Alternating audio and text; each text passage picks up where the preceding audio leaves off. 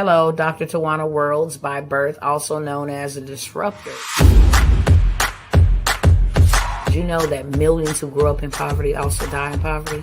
Have you ever heard the saying, what good can come out of the hood? Well, I'm here to disrupt for just a minute. Yes, I was that little girl that grew up in the hood, grew up in the ghetto, single mother, absent father, eating out of the trash can just to survive. But I was also that girl that determined way back then that I was not going to become a product of my past. And now I help others do the same thing. I'm not a victim, I'm a victor. I help men and women from similar backgrounds find value in their own vault and create wealth from within.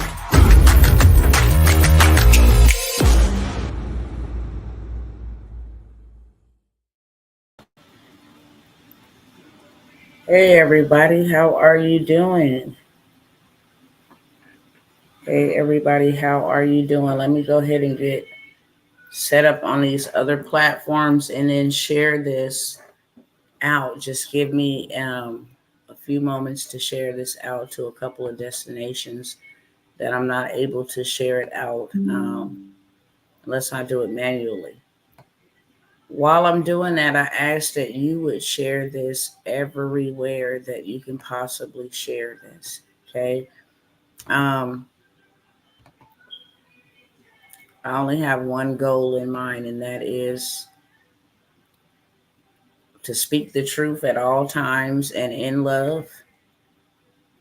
And just really tonight I'm solely here to just share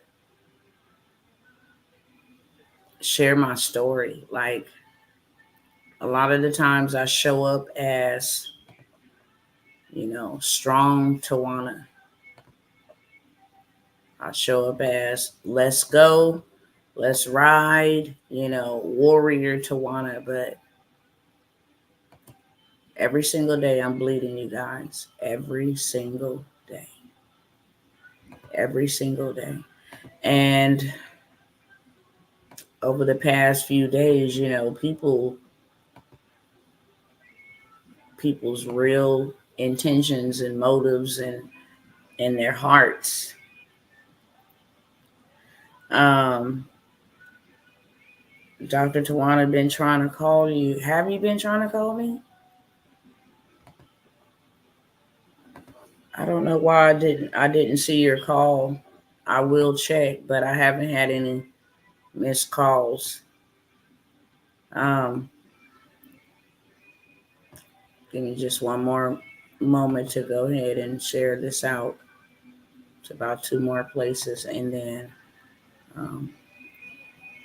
I see it says J. Perkins International, so I knew who it was when I seen J. Perkins.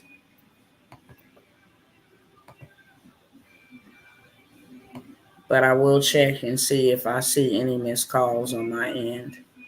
All right, you guys, I'm going to go ahead and get started. Like I was saying, I'm just here simply to share tonight.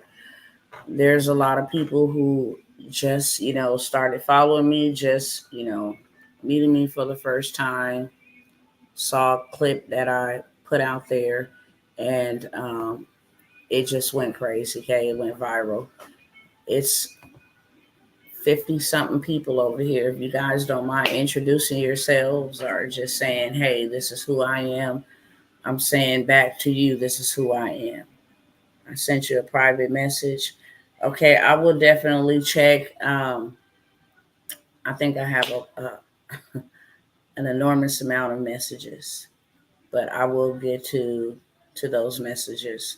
I'm still learning how to do TikTok and learning how to do Twitter and those different things.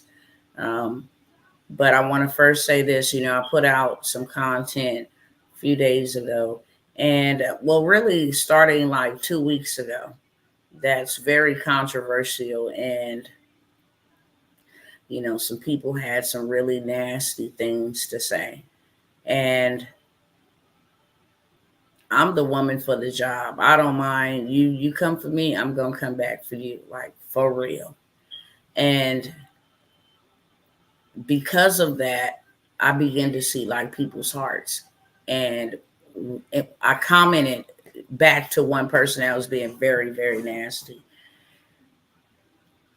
And that response went viral. So you got a lot of people that see, clippings, 60-second clippings. I saw it on X, um, you know, and it just went viral. And someone had said, because of my skin color and their skin color, that I should vote for a political party that has been very catastrophic in my life. And many people that's been following me for a very long time know that I don't play politics. It's a game. It really is a game. And at the end of the day, they don't know us and we don't know them. And the best entrance is going to always be them, or, the country. And so the last time and the only time that I ever voted was in 2008. And that was by pressure. People knocking on my doors like, yeah, you ought to, vote for Barack Obama. I didn't know anything about politics at all. So whatever I'm not able to investigate or research, and I can't get to the origin of it, then I stay away from it until I have clarity about it. But, they were knocking on doors. I'll never forget. It was down to the last hours. And so right across the street, they had a voting booth. And, I went on over and I voted for Barack Obama because he was a Black man, right? Come on, vote for Barack Obama. My family wasn't hardcore on politics at all. We grew up in the hood for real. And so I went and I voted for him. And then I remember there was a gentleman at the little corner store by our house. After I went and voted for him, he was like, Obama is not good and we don't need him. And so we went on back to the house after we had that conversation. I went on back to the house and I saw that Barack Obama had won the election. And instantaneously, I began to see the images on the screen where people in the church house, people everywhere were lighting up their lighters and candles, and they was crying, and it was just unreal. And it was right at that moment, my eyes was open. I saw the worship of a man, and that is a sin. And then I was able to see something, because your eyes are the windows to your soul. So as he was standing there giving his speech, it was like the veil was lifted, and I was able to see right through that man. Not to mention, a couple of weeks later, after I repented, because I repented that night. God, I am so sorry. I'm sorry. I am so sorry. And I vowed that day I will never, ever vote again, because I did not know anything about politics, and I shouldn't have been voting to begin with. But because they was walking around knocking on the doors, my own people, okay? And they know when you're ignorant, that's even better. They'll help you, to the ballot, all of that. They'll help you. If you don't know, just put down in so many words. And so when he took office, I had a dream about him 2 weeks later. And this dream troubled me so bad. I tell you, it took me months to repent. It took me months to repent. Please share this everywhere. Please share this everywhere. I hope to help just one person. That's it. So I had a dream about him 2 weeks, and I had this dream in one night 17 times. And that was very strange. I've always been a dreamer since I was a child. But to have a dream that actually starts at one point and ends at another point, and then starts all over again 17 times, I was disturbed. I was like, God, what are you trying to tell me?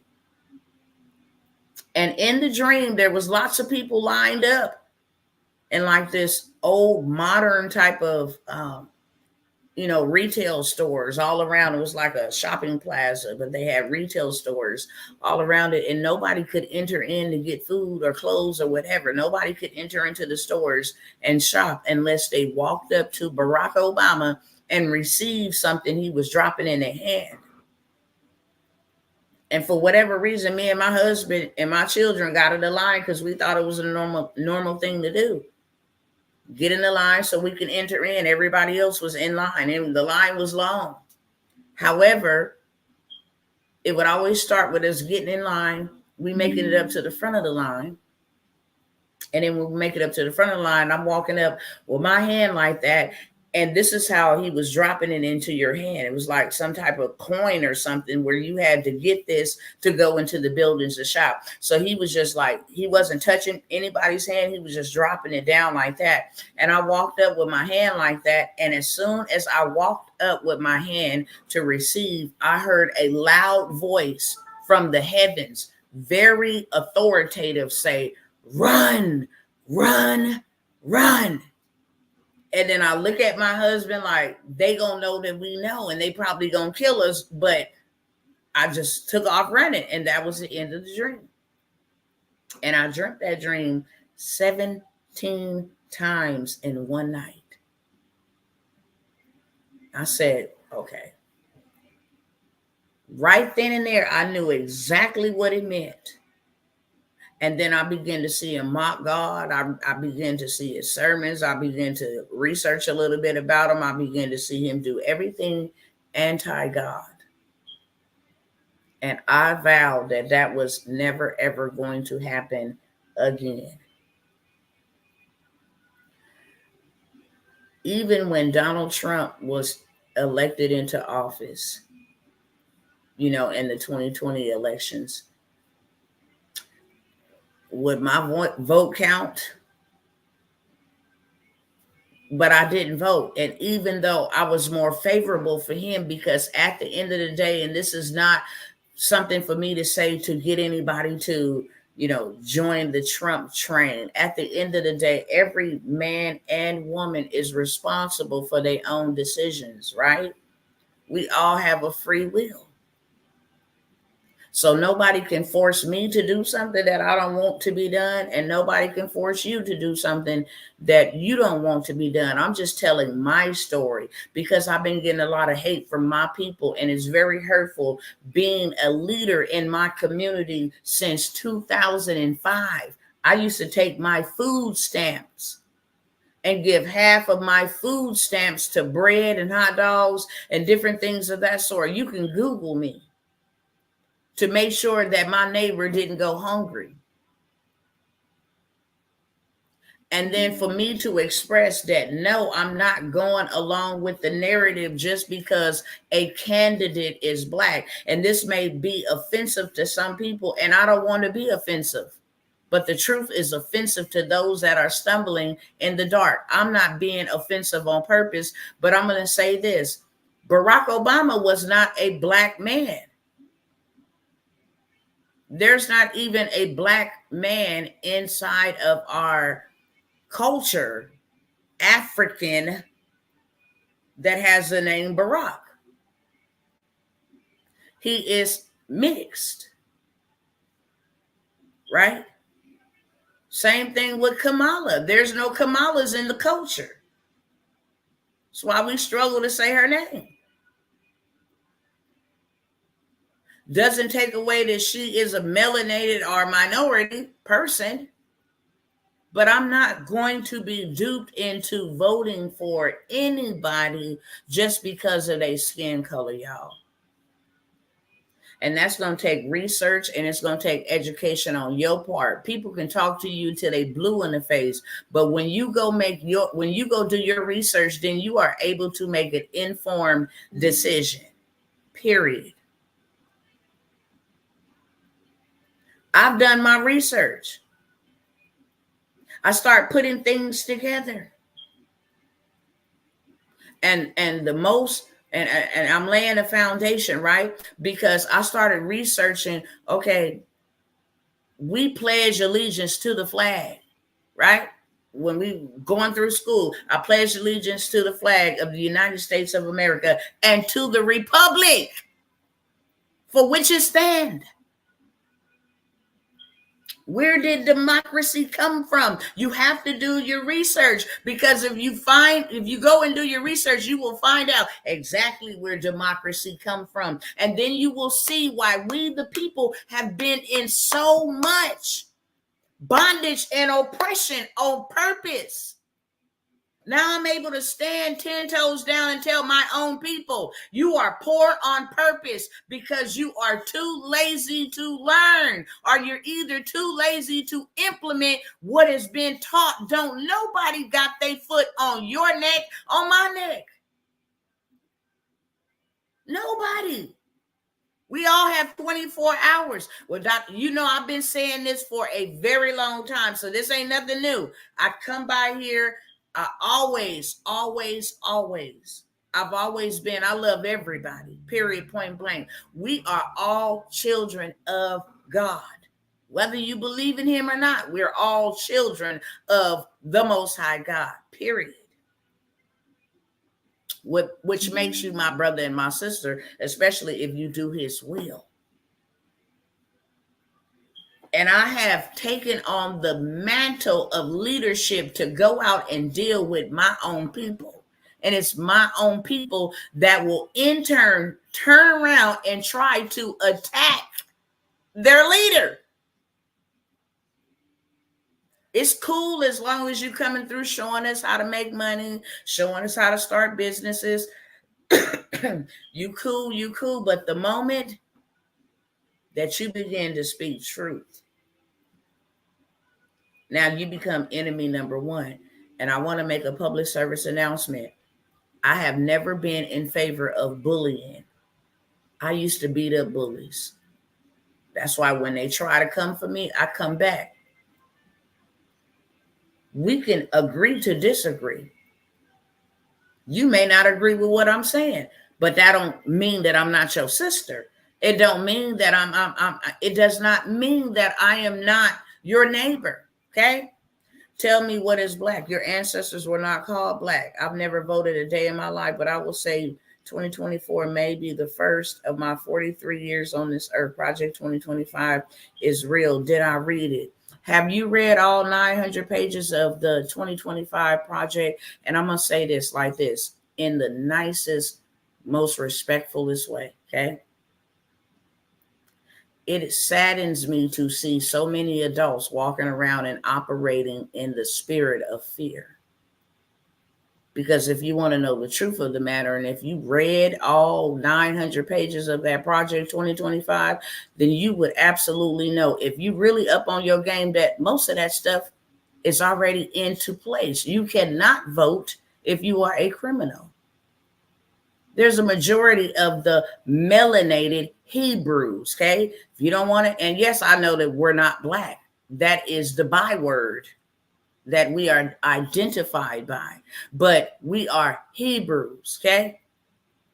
I'm not black, but I look black to them. Okay, we're not even going to get into all of that. I'm just saying, could you answer my question? You asked me a question. Now, can you answer mine? And tonight is not going to be a night where I'm going to debate with you. This is my social media platform, okay? That means that's my social media house. If you come into my house and I invite you into my house, it's all respect. The moment that you get disrespectful is the moment that I'm going to get disrespectful right back, and then I'm going to put you outside of my doors, okay? So I just want to make that clear. That's not directed at one person. It's directed at all, period, point blank.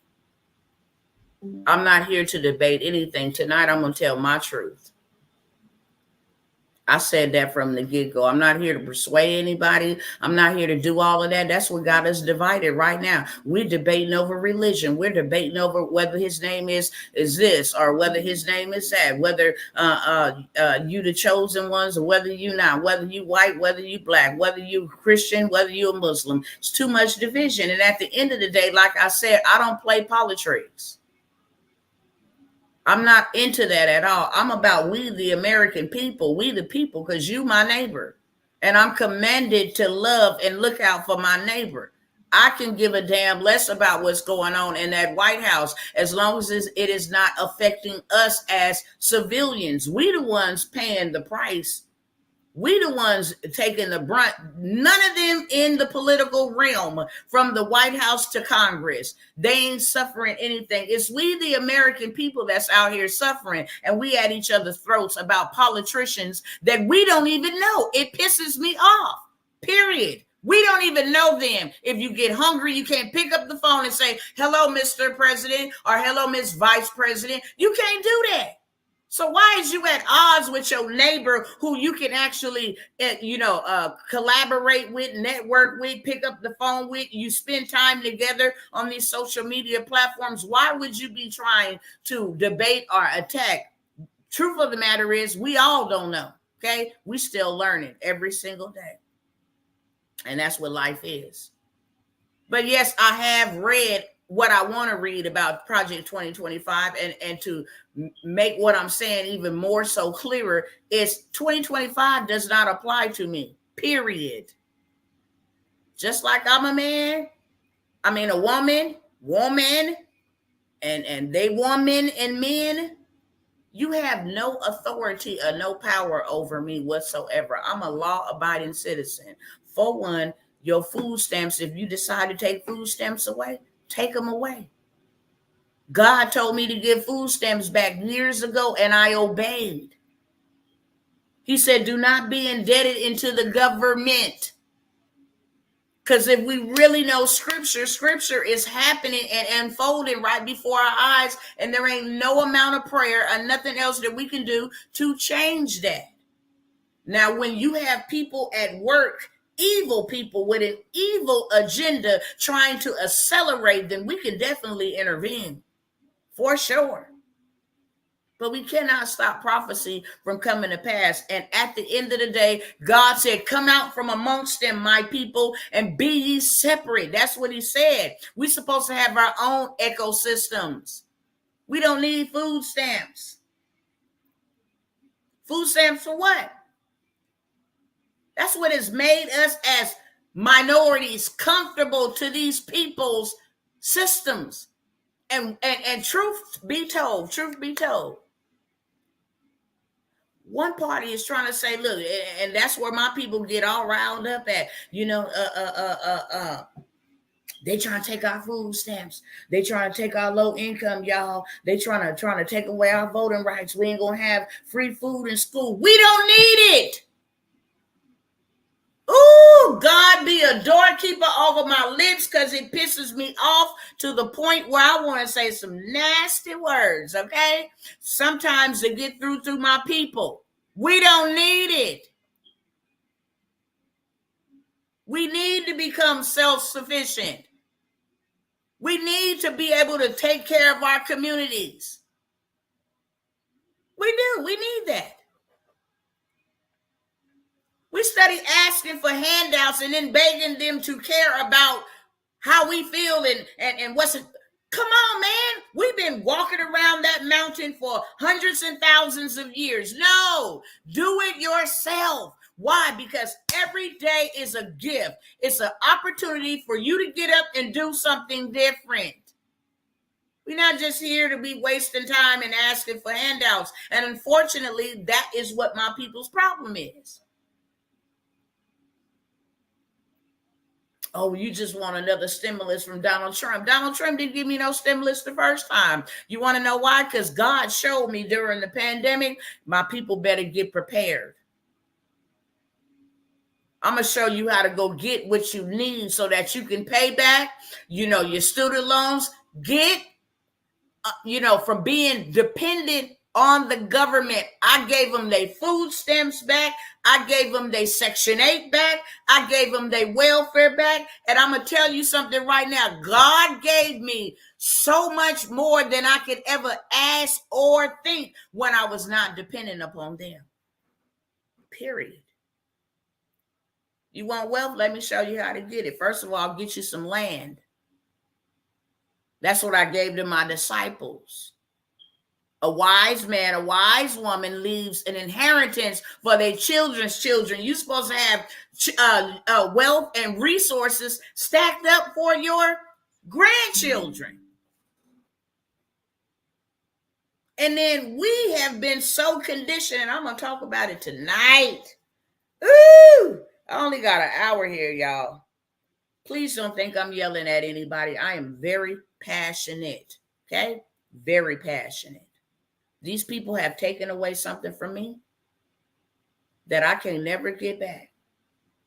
God gave me my children. God did. And a system and their policies took I only had 3 sons. I'm a mother of 9. I'm blessed. I had 6 daughters and 3 sons, and 2 of them is dead. And the pharmaceutical took them both out. I will not be silent.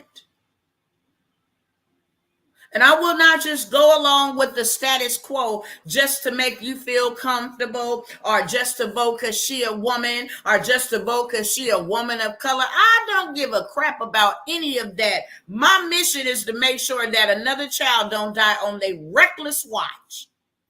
That another mouth, it does not go hungry on their reckless watch. That somebody be able to keep their housing, that somebody be able to pay their bills, that somebody be able to go buy their groceries. They already got mines. So don't think for a second that I'm fighting for mines. 2 of mines is in the ground, and I'm about to show you what they did.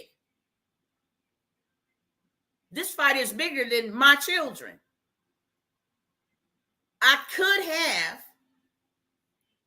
been in the bed, popping perks, drinking drink, out of my mind, because I have been broken so bad. But I'm not breaking. They couldn't break me. And that's why I stand up. Because God says you stand up. You don't just go to church and look cute, okay? And recite passages of scripture. No, he said you stand up for injustices. And hot diggity dog, I'm standing all the way up. Do you understand me? You will never, ever be able to do something like that to my children and then get away with it. And then I'm just supposed to go along with the status quo because all my melanated folks think I should be voting black. Sometimes I want to grab y'all around y'all throat. And y'all know this is the way I talk. For those that just meet me for the first time, okay, don't pay me no mind, but then pay attention, okay? Don't pay me no mind, but pay attention, because I got to talk to minds this way. Sometimes I want to grab y'all around the throat and just sucker punch you right here in the middle, right here where you got to use that thing to swallow, because it don't make no sense to be that ignorant, and it don't make no sense to be that blind. It don't make no sense to keep on doing something. You know what the definition of insanity is? It's not learning from history, because whatever you don't learn from, and whenever you choose not to learn, you repeat it. And aren't we tired of repeating history? Study begging him and marching out in the street and all of that stuff. And can you give me reparations for what? Go make your own. You have every tool, every resource. You got the same amount of time. Go make your own. The hell you begging somebody to do something for? That's the position they want you in, bent over with no Vaseline. So you can always be dependent upon them. And how is that working for you? I know y'all don't like the truth, but I don't care. I'm going to tell it anyway. And ain't nobody going to stop me. And ain't nobody going to shut me up. If I can actually live through losing 2 of my children, baby, your life and all that other stuff, it don't even compare. It don't even compare, because I'm going to tell the truth. I'm going to tell the truth, okay? You say, well, Trump is the biggest bully ever. Who said anything about Trump being the biggest bully, or Trump about anything? That's the problem, Maurice Bennett. How do you know if he's the biggest bully? Do you know him in person or not? You know the power of persuasion is poisonous. It can work either way, for good or for bad. You only say that because the media has taken clips of what this man has said and put it out there into the airways, and because your ear gates are windows, are gates to your soul and your emotions. Now you're responding and that's called judgment. For real. Okay? Justice comes in more than one way, sister. Look, check this out. You ain't gonna never be able to put mines in the ground, and I don't stand 10 toes down for mine. I don't care about what none of y'all talking about. And understand that if Black lives really matter, then 2 of my Black children are in the dirt. What you gonna do about that, brother? Let me ask you that question. Ain't no way in hell I don't even want another 5 months with these people. Too many people have been unalived. Too many young people have been unalived, and all we thinking about is color. Are you for real? You don't know the pain I wake up in and the pain I go to bed in. You couldn't even imagine, my man. You couldn't even imagine. You can't even imagine looking at my family and my children and my young baby. They don't get to know their brother. And this is not a temporal thing. This is a life sentence. Who is going to be accountable for my children's death? Who is going to give me justice? I would never let the government do something like that to my children, and then I just sit on back and just keep on playing politics. Hell no. Hell no. And if anybody want to fight, baby, Proverbs 20:30 said a severe beating will knock all the evil out of people. So he gave me permission to fight. I'm willing to lay my life down. I don't have nothing else to lose. And I'm going to speak it from the mountaintops, the valley low. I speak it from the very pits of hell. Ain't no way. I don't care how people feeling. I don't care how much you want to hold on to this or hold on to that. Justice going to come in this form. If it come in many forms, it's going to come with getting them people out of here that is harming everyday people. Everyday people. You have to be Ray Charles blind. For real. To allow people out here. People can't pay their rent. People can't pay their rent. People can't drive their cars. People can't feed their kids. People are losing their kids. How dare you? For what? You had 4 years to do what you was going to do and you ain't did nothing. What makes you think you're even worthy to get 4 more years? For what? Because you Black. Let me stick to the script, okay? Because I wanted to tell y'all my story. Ain't no way in hell. And I'm not trying to convince nobody. I'm going to tell you right now, when I was called by God, God took me to this scripture in Ezekiel. And he kept taking me there until I ate the scroll, until I was able to understand. He said, Tawana, I am going to prepare you to go to my people that are hard-headed and they stiff-necked. Y'all gonna make me preach up on here today, okay? Because see, what we, the people, don't want to really realize is that we mad at the white folks. And I'm not saying me, because I ain't mad at you. You understand? I love you. I understand how we got here. Let me educate you. God had blessed us real good. And we kept on whoring after other idols. We kept on wanting other stuff outside of God. We didn't want God. We didn't want to follow his laws and his precepts. We wanted to marry outside and do all of this other foolishness. And God kept on giving us chance after chance, after chance, after chance. That's why when you go to church, you should read both parts of the book, okay? Not just in Matthew where they tell you to start, because then you will be able to understand how we even need a New Testament. Why we even need a savior, because that will let you know your history, how damn hard-headed we've been, how damn ignorant and rebellious we have been. And God said, enough is enough. I'm going to let you go into the hands of your oppressors. I'm going to let you go right over there. You keep on whoring over there. I'm going to let you go over there in captivity for 400 years. So we mad at the white man. But the white man was given permission by God to chastise us. He said, you will be sold into all parts of the earth, and your children will be sold, and they will be murdered in front of you, and you will become a byword, that N word, all the things because of our disobedience. So who's to blame? We still disobedient. We would rather burn sage and pledge allegiance to sororities and all other type of stuff than actually, because this is a spiritual battle that's being waged at this moment. We think, it's about a white man named Donald Trump and a black woman named Kamala Harris. It's deeper than that, baby. It's way deeper than that. This is about good and evil. And it sickens me that so many having eyes to see cannot see. See, God didn't pull the wool off of your eyes. You can see when you see your whole entire nation being invaded. If you're going to read the word, if you're going to read the word, read all of the word. That's why I'm the woman for the job. Y'all understand me? Hopefully y'all get to understand some insight about who is Dr. Tawana, why she's so real, raw, and uncut. This is the reason. Why? Eyes to see, but people are seeing one way on both sides. We have to see the whole picture. Well, that applies to you. Okay? This is what I'm going to say to you respectfully, because you're my brother and I love you. And at the end of the day, I need you as much as you need me, okay? And we all don't know everything, but all together we know everything. How about that? We learn from each other.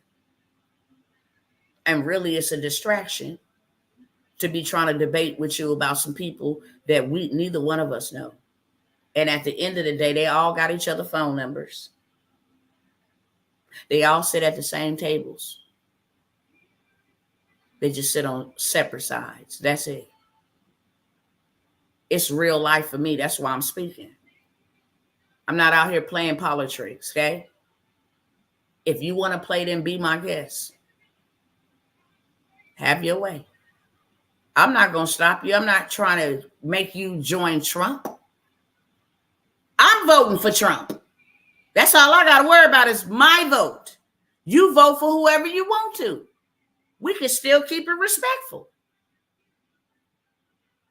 But you cannot convince me to see through your eyes, because your eyes is given for you and mine is given for me. Period, point blank. I'm going to use my platform and I'm going to use my voice, and ain't nobody going to stop me. That's just all I'm saying, respectfully.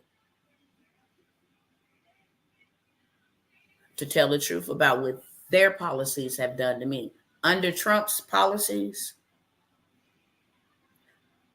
there could have been fentanyl in here. One is one too many.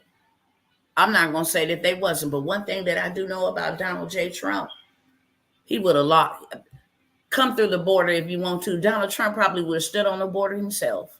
That's what I like about Donald Trump. He's arrogant and he's a bully and he's all that. He's real, and real recognize real. Y'all ever heard that saying? He's real. And many people don't like me either, because I'm just as real. Tell you to your face what I got to say and not behind your back. And just say Donald Trump was racist. I can respect a man that is racist to my face than cowardly racist to my back. I can respect that. At least I know you don't like me to my face. You've not said what God will is. I only want God will. I am a theocrat. Be whatever you want to, okay? I'm a kingdom believer. Put any title you want to on you, okay? And after I say this to you, we're done. I already said. The word tells me to live at peace with all men, okay? And you said your part respectfully. And we're going to leave it there, beloved. But you're not going to come up over here on my platform telling me what to do on my platform. That's what you're not going to do. If this ain't what fits you, you're free to go ahead and keep it moving. Thank you for popping in, dropping in. You feel what I'm saying? Thank you for popping in, dropping in. But at the end of the day, I'm going to finish what I got to finish, because I'm on here on a limited amount of time. And what I come by here to do is tell my story. Okay? That's it. However, people around me all over the country was able to eat on Trump's policies and different things of that sort. You know what Donald Trump gonna do to you and with the Project 2025? Well, if you know about Project 2025, you ought to know about Agenda 2030. Because they be meeting, the WHO and WEF, that's what they be meeting in Washington, D.C., Joe Biden and them to accelerate it. Okay?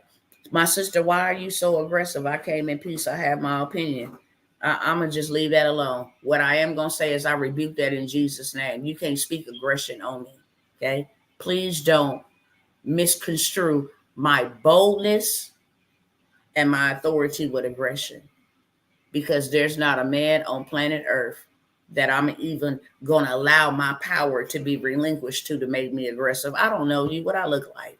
That's how people get high blood pressure. Then you go to bed, about somebody on the internet that you don't even know. I'm just frank and I'm direct and I'm very bold enough. And that's what a lot of people don't like about Trump. You came here talking about Trump. And that's cool. I like me. So everybody else's likes is extra. Back to what I was saying, when God called me, he told me, look, I'm going to send you to the rebellious house of Israel. That's who I'm going to send you to. They don't like listening. They ain't going to listen to you because they don't listen to me, but I'm still going to send you to them. And you're going to preach my truth to them, because if you do not, I'm going to hold you accountable. So I, Tawana Janice Worlds, will forever do that because I am accountable to him first. Okay? I'm accountable to him. Period, point blank. We're done. If you take it as aggression, then that's on you. I'm explaining to you right now, there's nothing aggressive about me. Nothing at all. Am I passionate? Absolutely. Am I going to stand 10 toes down about what I believe? I'm not easily to be persuaded or manipulated or none of that, because I have a relationship with God. I asked him, what do I need to do? And he gave me the green light to vote for Donald J. Trump. Okay. So it's Trump 2024. And no, Trump is not a savior, but God does use his deliverers. Yeshua HaMashiach, Jesus Christ, is my savior. But God always have and always will raise up a man and sometimes a woman as deliverers for their people. I'll just leave that right there. Okay. You want to argue with Donald Trump? I think you're on True Social. I'm not here to defend Donald Trump because I don't know Donald Trump. I'm here to defend and tell my story about why I'm voting for him. Well, what is he going to do to us in 2025? Same thing he did in 2016 to 2020, make America great again. That's what Donald Trump want to do. He's a businessman. And I learned a lot from him. I learned how to live tax-free.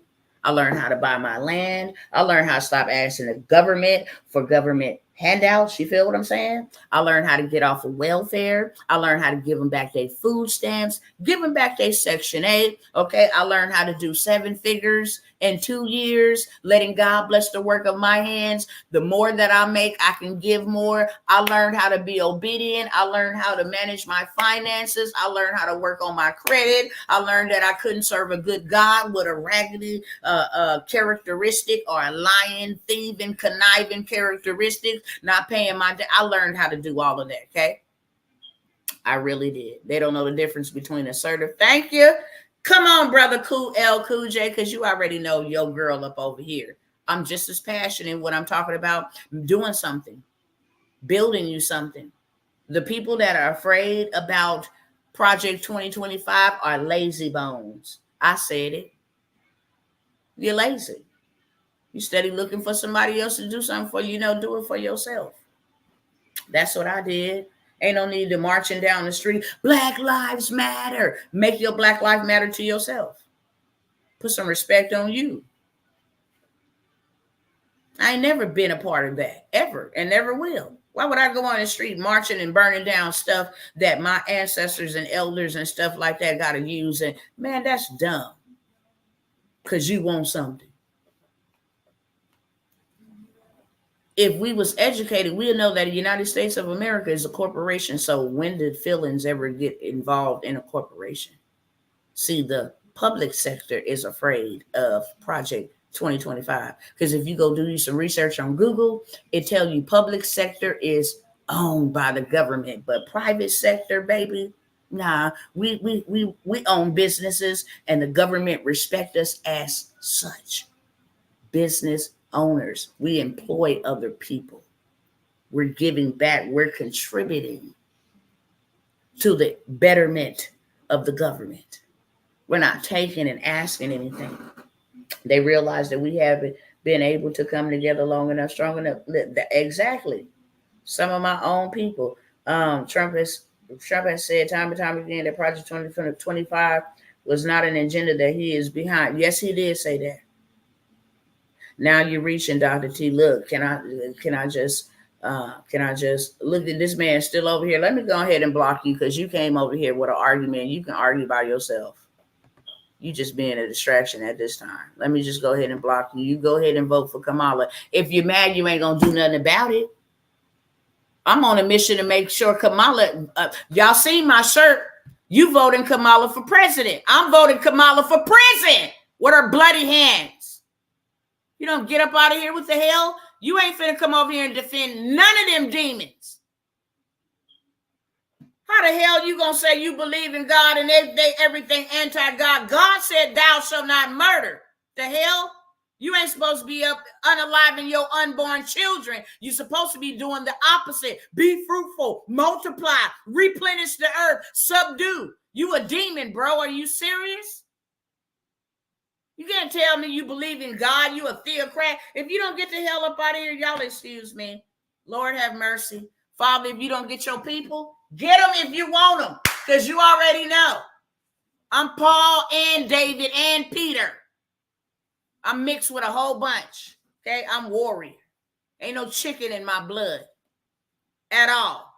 I'm from the line of the tribe of Judah. You are going to hear me roar. Don't be coming up over here with that ignorant stupidity. I don't want to hear nothing about Kamala. And then still playing in your faces. That's how much she think about you. You ain't worth nothing but tits and clicks. Oh, we know how to get the black people vote. I'm so, ooh, these folks of yours, God, Lord. Play in your face. You ain't worth nothing but a booty shake. Get out of here. We're not even on the same level. You all entertained and hyped up. Do you know that entertainment means to be detained for entry? You can't even think for yourself. You don't understand that this is a battle between Jehu and Jezebel is not taking the throne on my watch. Hope y'all hear me loud and clearly. Jezebel ain't, nah, baby, your throne coming down. We're going to have a funeral for you, Jezebel. You will not get in power. Well, Dr. Tawana, why you don't run for president? Oh, y'all don't want me to step on y'all toes with this because I'm about to step on your toes with this too. And I love women. You understand me? I'm a woman, 100% woman. We ain't got no business trying to run no White House, run no country. Every freaking month, during that time of the month, the whole entire planet will be blowed up. We don't got no business. Then wonder why you got fibroids and all of this other stuff. You ain't got no business. That's what's wrong. Notice the women that used to tend to the house and work from home and be Proverbs 31. They didn't have all these ailments. Out here trying to, we want women equality. Well, go ahead. Get you some fibroids too. Some diabetes. Some anxiety. Ain't gonna like me. Ain't gonna like me, but I don't care. I like men. Period. That's not a role. That's why you've never heard of it from around the earth, except Queen England, and that's another situation. It's another situation. No, this is Jehu and Jezebel coming down. You got all these eunuchs running around. Jezebel then castrated all of these men and women and got them as eunuchs. But this is spiritual. And with that being said, okay, We definitely know men in other countries don't respect women. If people don't wake up, we are in trouble. Listen, let me tell you, I know my role, my position, and I play that to fullest. I love our men. That's the godly order of things. Is there things for women to do? Absolutely. Absolutely. But people don't really understand what in the hell is happening. Why? Because they've been entertained. The spirit of Jezebel didn't bring down these men, and men balled down these men. Eunuchs. Go do some research on Jezebel. Okay, she castrated her eunuchs. Go do some research. Y'all be wanting to argue and understand that y'all listen. That's why God's still working on me, because he know I'll sit up all night and go back and forth with you. I don't have a problem. It helps the algorithm.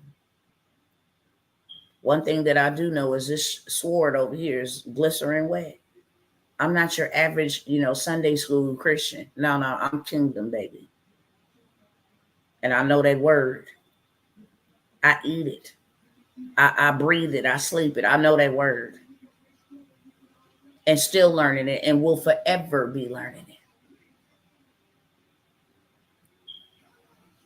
And what I do know is that for the next 90 days, I'm legislating in the spirit. I will be hot diggity damn if Kamala and the Democrats with their evil agenda take power. At the end of the day, God is going to decide. But I'm going to do my part as a kingdom ambassador. That's what Christ came preaching, the kingdom of God. It's a difference. Christians and kingdom, totally different.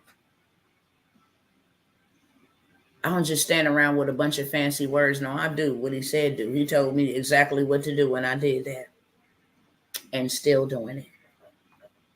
Unafraid and unashamed. Ain't nobody gonna shut me up. Ain't nobody running around cowardly and all of that stuff. It's a sad shame to see all of these grown folks running around with a spirit of fear, talking about God. Man, you're gonna be the first ones. If you can't run with mere men, then you sure can't hang with horses and chariots. We are not on the same level. As bad as this pain hurt me, it was necessary for such a time as this. Y'all better ask somebody. If it wasn't God when he gave it to me, he wouldn't allow me to endure it. So I'm walking around looking for sympathies, and I'm sorry for y'all. That don't even help me, but thank you. What's going to help me is making sure that not on my watch. Not on my watch. Not on my watch. That's my message. Not on my watch. You ain't finna cackle and laugh about nothing else, bro.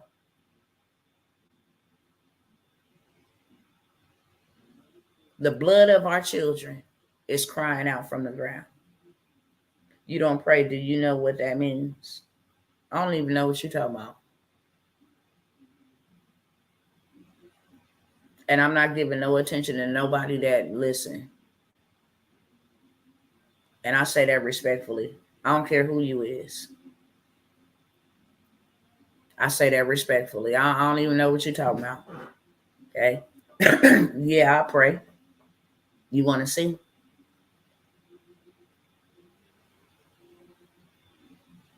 There's a lot of English language we are using spells. No, I'm not using spells. I don't receive that.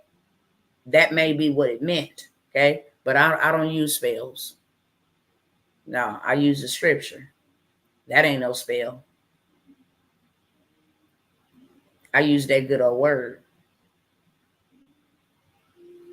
Yeah, there's a marine spirit, all kind of stuff. A python spirit got these people all wrapped up, tied up, and just, you feel what I'm saying? Like, no, they under a spell. Every time the false media, and that's why I be telling y'all, when y'all see me come through here, and I'm not a beggar, I'm a businesswoman. Half of the times I can't even get up here, y'all, and get on here because I'm in so much pain. These people have put me in a life Sentence of pain, y'all. You couldn't even understand it. Imagine being cut open and you don't have anything for the pain. You just got an open wound and everything on the inside was removed out. You don't get no stitches. You don't get no nothing. You just in pain. But my pain gonna be used for more than just to hurt me. No, you ain't finna hurt me. My pain ain't just gonna hurt me. My pain gonna be my passion. It's gonna be my pulpit. It's gonna be my purpose. I'm gonna tell the whole entire world. They not gonna shut me up. I'm not afraid of anything. To be absent from this body is to be present with the Lord, and I ain't going out a day sooner than what God intended. I'm gonna fulfill my purpose, and I'm gonna say exactly what God told me to say. And I'm going to stand 10 toes down, baby. I got the peace of God and I got several pieces of steel. You understand me?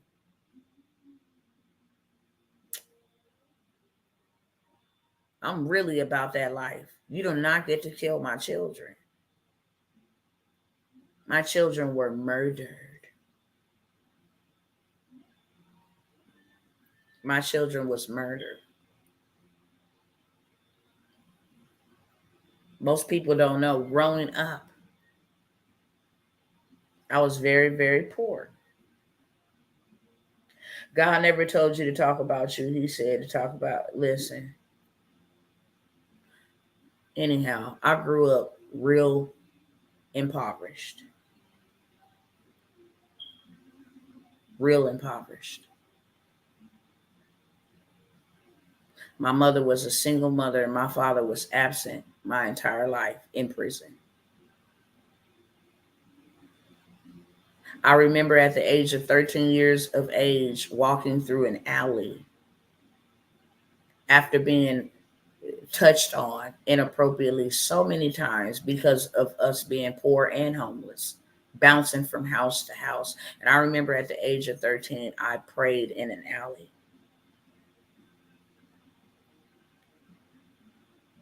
And I said, Father, I don't know what love feels like. Can you imagine being 13 years of old asking God to give you children?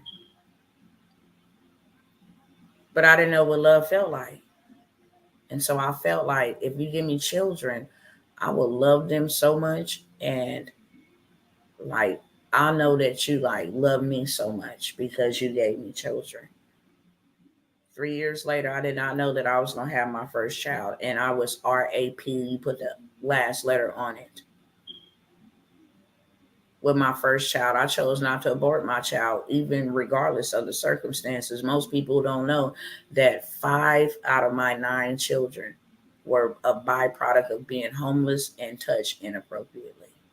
So imagine having that done to you and then having a baby. The first man that did that after I had the baby because I was homeless. And his mama like, look, I'll help you. My son did a very terrible thing, but I will help you. After I had that baby, it wasn't even 6 weeks later. He did it again. So when I tell you that my kids mean everything to me, my children meant everything to me. They were God's gift to me. I asked him for them. And I vowed that I would protect my children and take care of my children all of my life. My children were never removed from my home from no CPS. My children always went to school. My children always had very nice clothing to put on. I did even when I went out, I had holes in my underwear so they didn't have holes in theirs. Many a nights I went hungry so that they did not go hungry, living on welfare and Section 8, never having enough. But I did what I had to do as a single mother before I was a married mother. And then God loved me so much that he sent my husband to me. And my husband stepped up because they didn't, their dads did the worst thing. I mean, I was raising children with no fathers because I decided to keep my children.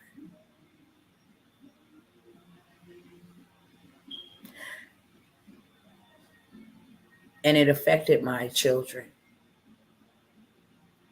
When other kids went to their grandparents and blah, blah, blah, you feel what I'm saying? That affected my children. So I overtly loved on them even more so, because the other half was not there to give them that love. Wherever you see me, you see my kids as one. Wherever you see me, you see my kids as one. And even when it was hard and the thought like, man, I should give my kids to CPS or something like that, because I can't take care of them. I had 6 children by the age of 24.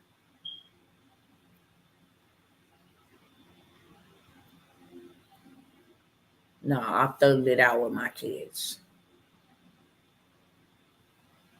And I made decisions and sacrifices so that they would never have to suffer.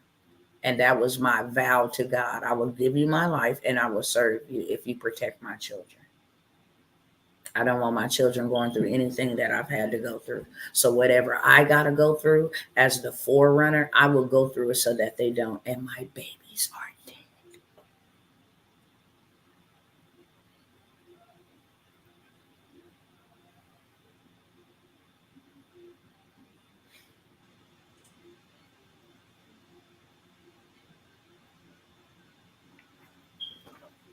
So there's no way in the world.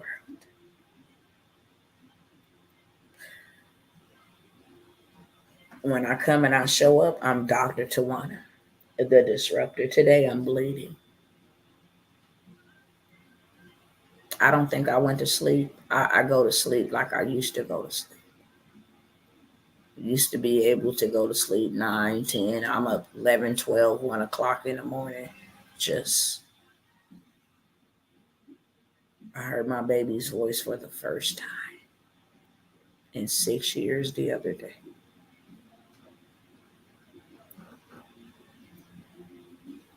So I grew up very poor, and I vowed to God that I would take care of my children. And I raised all mines. I raised all of mines.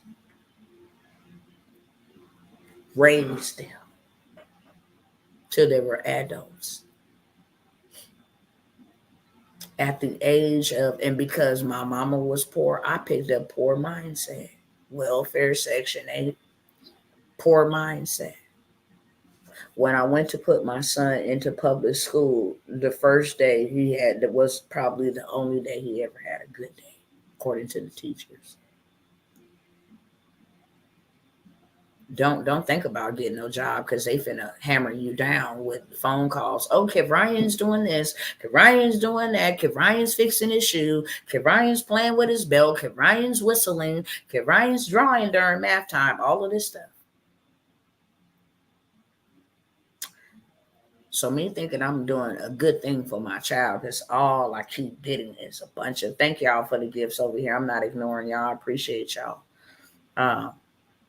I'm thinking, okay, well, what the hell is going on with my kid, man? You know what I'm saying? He don't do this at the house.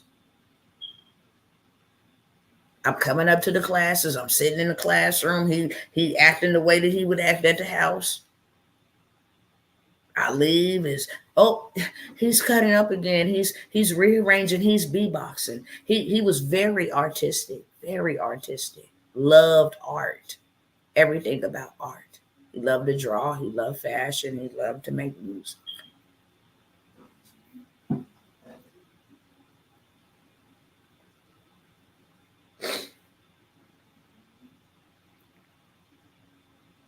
And they're like, no, we think you should get tested.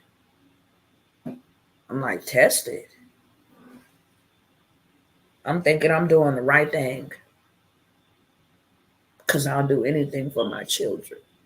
So I'm like, okay, let's get him tested. Make sure he can get a good education in school. Out in California, Kamala's state. I spent 15 minutes with the quack. He asked me basic questions. Do we like to jump off the bed? Do we got friends? Do we fight with his siblings? Basic questions. I'm like, yeah.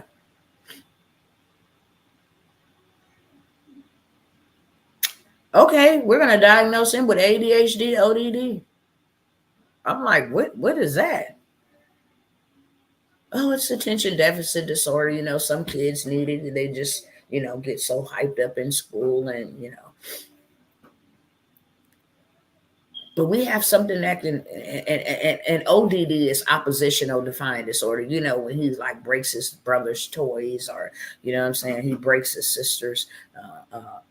That's oppositional. I ain't never even heard of this dumb stuff. I'm like, okay. It was like, we got something for it, that can help him in school. And I'm like, what is that? I'm already on the defense, because if you thinking about talking about some medication, I'm finna shut you all the way down. I don't do medication. God told me not to even put anything in his body when he was born, if you catch my drift. So the first thing come out of his mouth, I can write him a prescription that'll help him in school. I said, oh no, yeah, we cool, we done. I don't even get him Tylenol. This boy ain't never even been to the hospital. God takes very good care of him. Oh, okay, no problem. It's just, okay, cool. No big deals. We walked out of there. 2 days later, CPS show up to my house, wanting to question all of my children and threatening to take me to jail. Why? Because they set me up. The school referred me to the psychiatrist. The psychiatrist made the diagnosis, and now I'm doing a medical neglect because he's been medically diagnosed. Right? So now they threaten me. I'm uneducated. I'm ignorant. I'm poor. Well, you can go to jail for medical neglect because he has been medically diagnosed. So I have an attitude. I'm upset because now I'm forced to do something I don't want to do. I know how to deal with my son. Nevertheless, since you say that he need to go to school and learn because he has a right to an education, then he can only take that medication at school. I will not give it to him at the weekends. I'm standing firm on that. Holidays, vacations, when he at the house, because I got something for him, okay? It's called a belt. That's why he don't get out of line. We got morals and rules in this house. I don't need medication for my kid. But Monday through Friday, I will give it to him. My baby went to school at the age of 15. I dropped him off at high school. Every day, Mom, I love you. He get to school, call me all through the day. Mom, what you doing? I mean, the boys and their mama relationships is different. Mom, what you doing? Boy, what you doing? He's supposed to be in school. Mama, I'm out of school. I'm going over to Nate's house to play basketball. Cool, I'm on my way. We still going to Walmart? Yeah, I'm on my way. Greedy. It's the last thing I said to my son. The drive is only 8 minutes. While I'm on my way to go pick up my son, he playing basketball. My baby drops dead on the basketball court.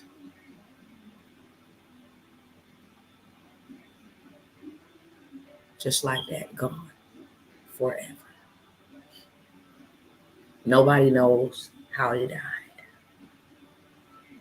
So now they got to do an autopsy. Let me tell you how good God is, because growing up, I never was like, oh, I want to be a doctor or a doctor or anything. But 2.5 years prior to this, I just had this burning desire to go to UEI college. I really wanted to prove to myself that I can graduate, because I never had a graduation as a child. I never had a graduation in middle school. I never had a graduation in high school. I got pregnant at 16 and dropped out so I can take care of my children. Never had a graduation. I was too busy defending myself against bullies. So every time I turned around, I was getting into a fight. So I never had a graduation, never had a birthday party. So that was something that I said, I'm going to give to myself. I'm going to go to school.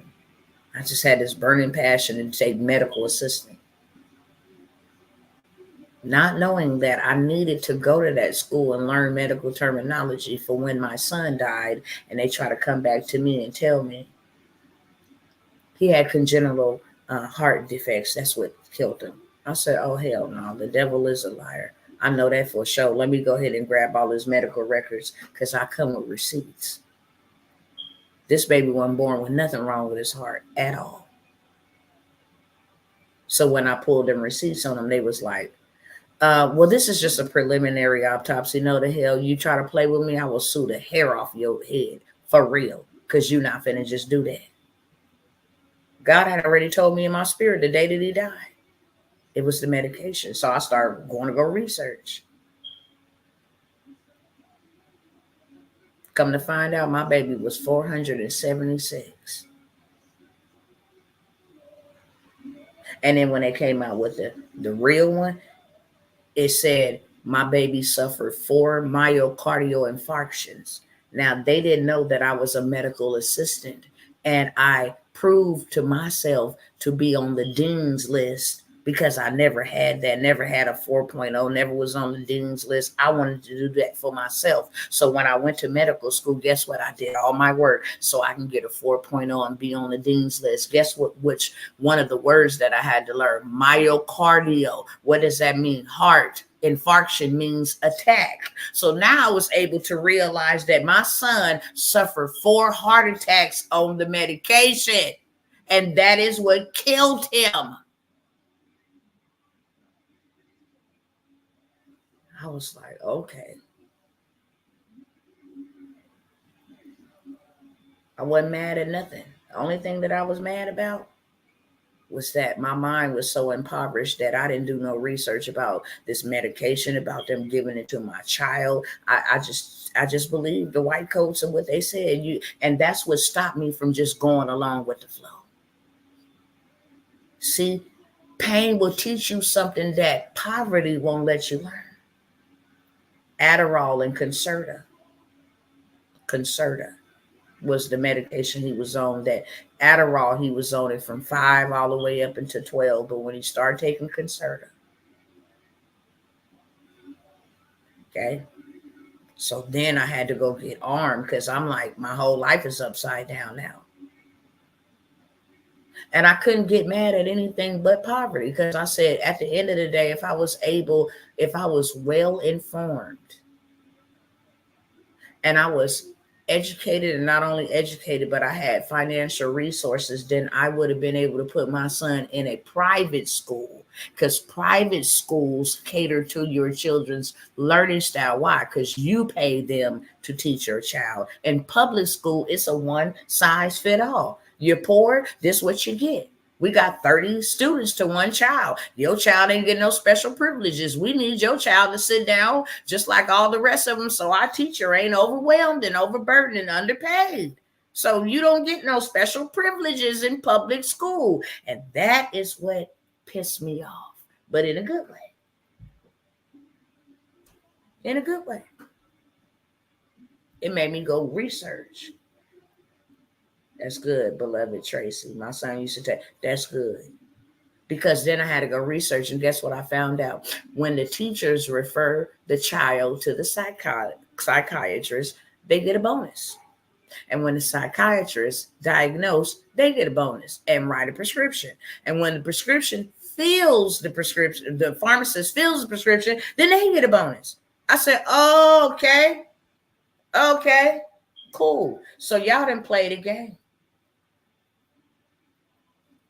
Then I had to dig a little bit deeper, and I said, oh, okay, this was put on the market back then as Ritalin.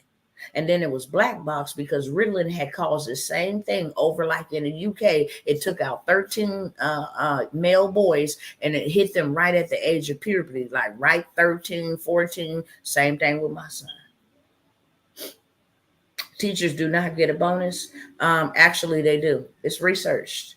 It's research. Okay. Maybe you're a teacher and you don't get a bonus to refer, but this is research.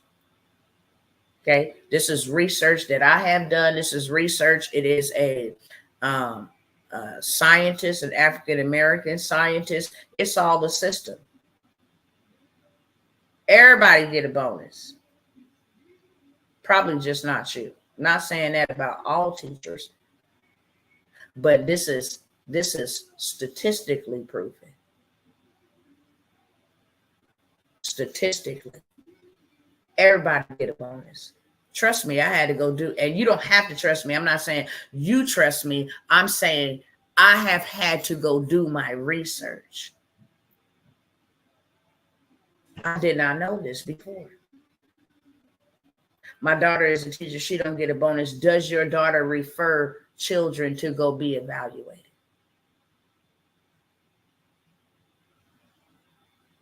Does your daughter refer, or do your children, not any teacher I do know, that's bad, maybe depends what state. This was in California, okay? But do the teachers, or do yourself or your children refer the children to the psychiatrist? Because in California they do. I do not. I handle with the parents. I love you. I love you. Thank you. That's the way I think it should be handled. She teaches at Third Teacher School. Teachers out in California, this is why I was able to sue the Los Angeles Unified School District and win. Trust me, I know what I'm talking about. I did not know until after my son passed away. But they'll tell you the same thing, that Adderall is not the same as crystal meth. And then you go and research it. When you put your children on this, there's 4 things that can happen. That, believe me, I know. I had to go get this knowledge because it did this to my child. They get bonuses. Thank you. Hello.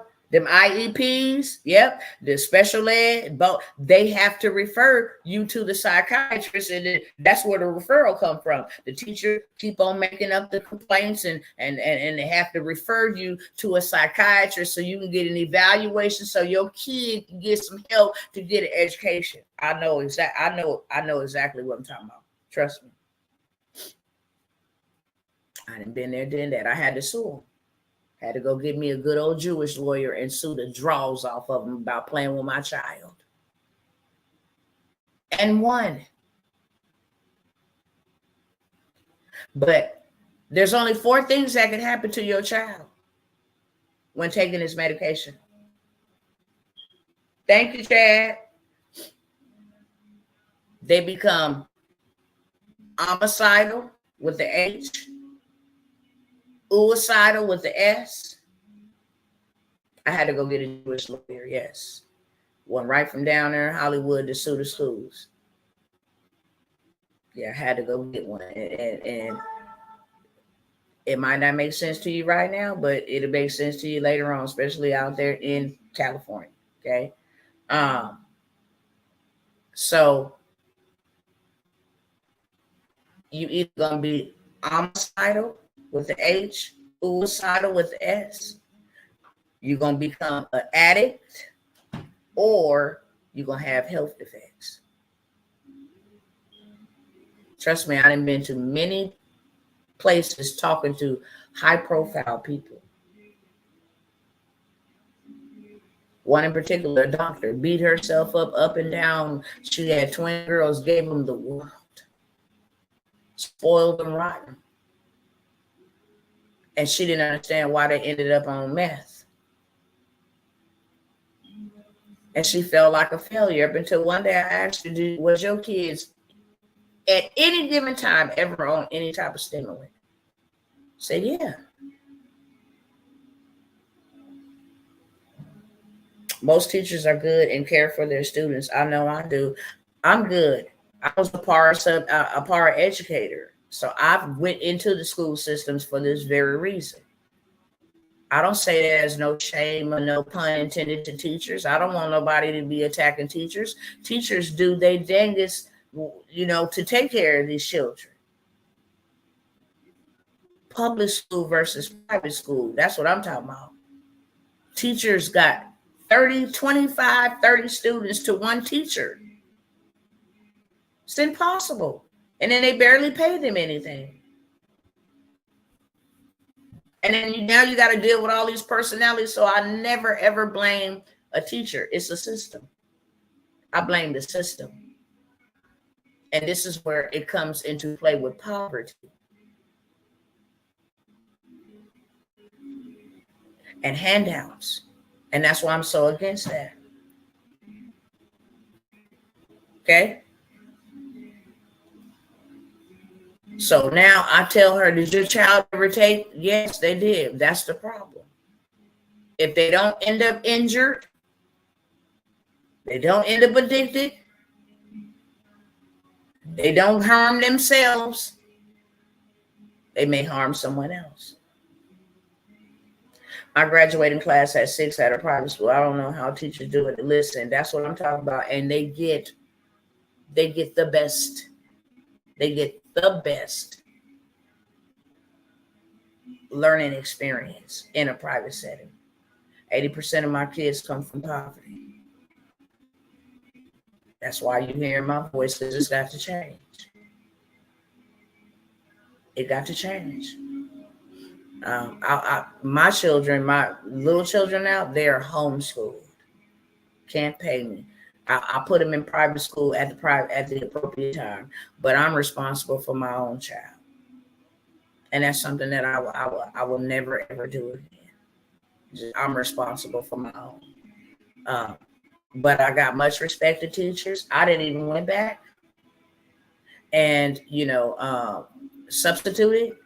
My thing is that I don't like disrespectful children. I'm one of them type of raised by the old school. So all that hooping and hollering, and you got to have a passion for that, okay? I've been to knock somebody's kid out, getting all huffy and puffy. I'm from the old school. Everybody in the neighborhood used to be able to whoop us. Everybody. You get out of the line, I'm going to whoop you. Then when you get home, you finna get another whooping for embarrassing your parent while your parent wasn't around. I'm from that type of era, right? I don't like kids cussing and stuff in front of me. I believe what you put into a child is what you get out. They like bank accounts. And some of these parents didn't ruin their children. So how can you can't even go back and try to mop that up. You try to say something to them, here come their parents. Now you got to fight their parents and all that stuff. I love my freedom. So you know what I'm saying? I salute to you, teachers. God bless y'all. I love y'all. Straight up. But I had to get out of that field because, listen, you ain't finna be slapping on me. And listen, if I say sit down, you better sit down. At the end of the day, I don't care who kid you is, because I look at you as you being a part of my kid. I don't care the color of your skin. If you out of line, I'm gonna check you. And then if you want to fight, I can fight too. That's just the way that I look at things. Parents are a big problem. Yes, they are. They are 100%. That's why I just get your kid and let him be over there. However, my son, that is how Ryan passed away. And that is when I decided that I was not going to be poor. And poor is not financial. Poor is mindset. Poor is mindset. Oh, I can't have this. I can't do this. I can't obtain this. I can't read this. I can't learn this. I can't buy this. I can't rent this. I can't live here. I can't drive this. Nah. Ain't nothing in control of my life but the Holy Spirit. Nothing. And it sure ain't no man. And if I want what the next man have, then I need to go and sit under that man and ask that man, what did you do? Or I need to invest so he can teach me and coach me. Can you teach me? I'll pay you to teach me what you learned so I can go do what you did. And now we both can have the same thing. I got out of the mindset of looking for handouts. For real. I started educating myself, and that was the very first thing that I started educating, because I needed to make sure that don't happen to none of my children and nobody else. So now I had to go educate myself so I could turn around and educate other people. That's for sure. So that was the first systemic unaliving of my child.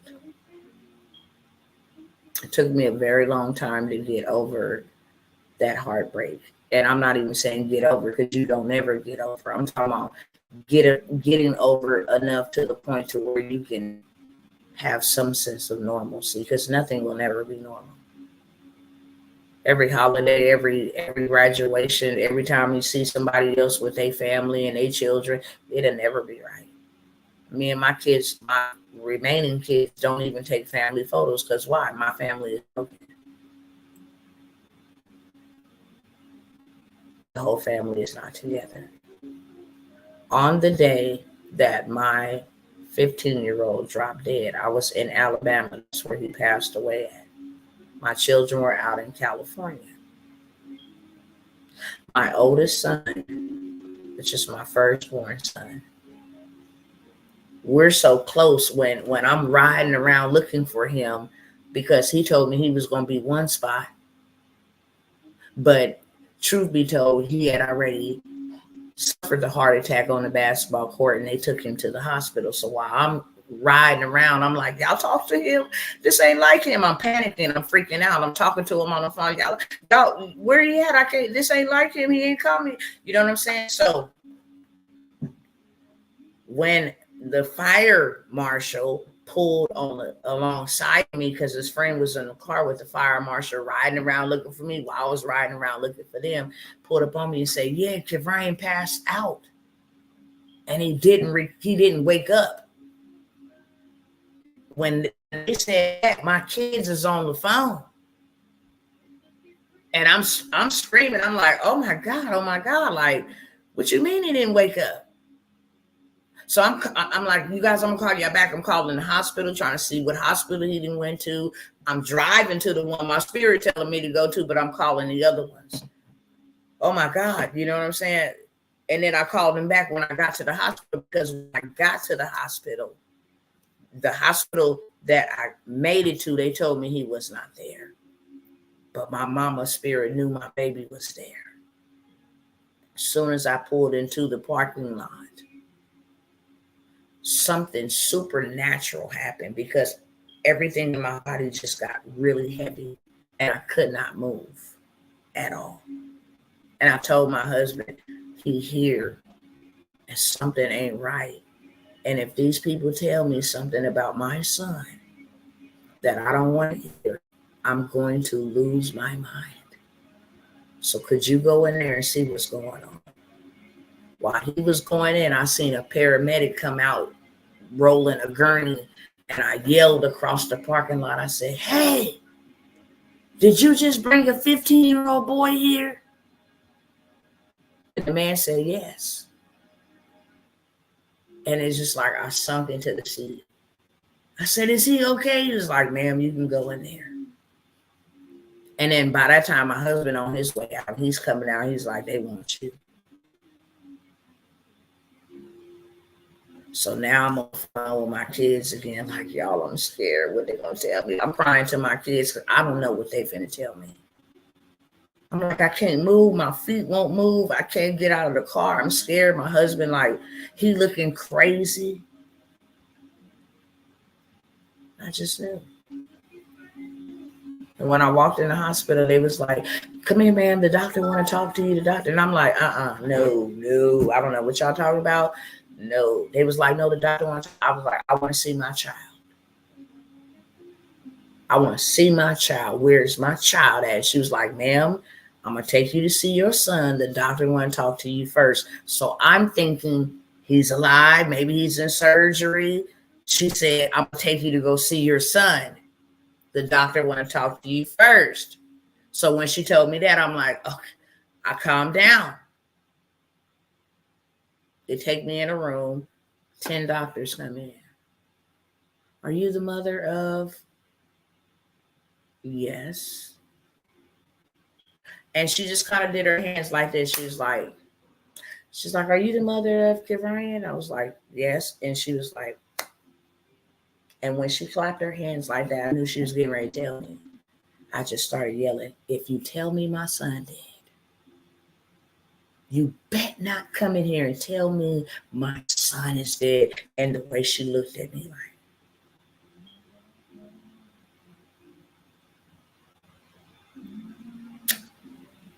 They took me over to see my kid. And something so supernatural happened because he was dead in the flesh, but it was like when I looked into his eyes, I could hear his voice say, "Mama, be strong. Fight for me." That's exactly what he said. "Mama," because I looked at him, I just said, "Oh my," and I could just hear him say, "Mama, be strong and fight for me." And my children heard that on the other end. And now my 16-year-old, who does not know how to drive, he just jumps in my daughter's car. I don't know if he was trying to get to Alabama. I don't know. He was just trying to get to my brother's dead. Everybody was so, what? He jumped in the car, he driving, he don't even know how to drive because I ain't taught him yet, and boom, he hit 2 parked cars. He locked my baby up because after he hit the parked cars, he ran. Now he panicking. I'm finna go to jail. I'm trying to get to my mama, my brother. He panicking. He's 16.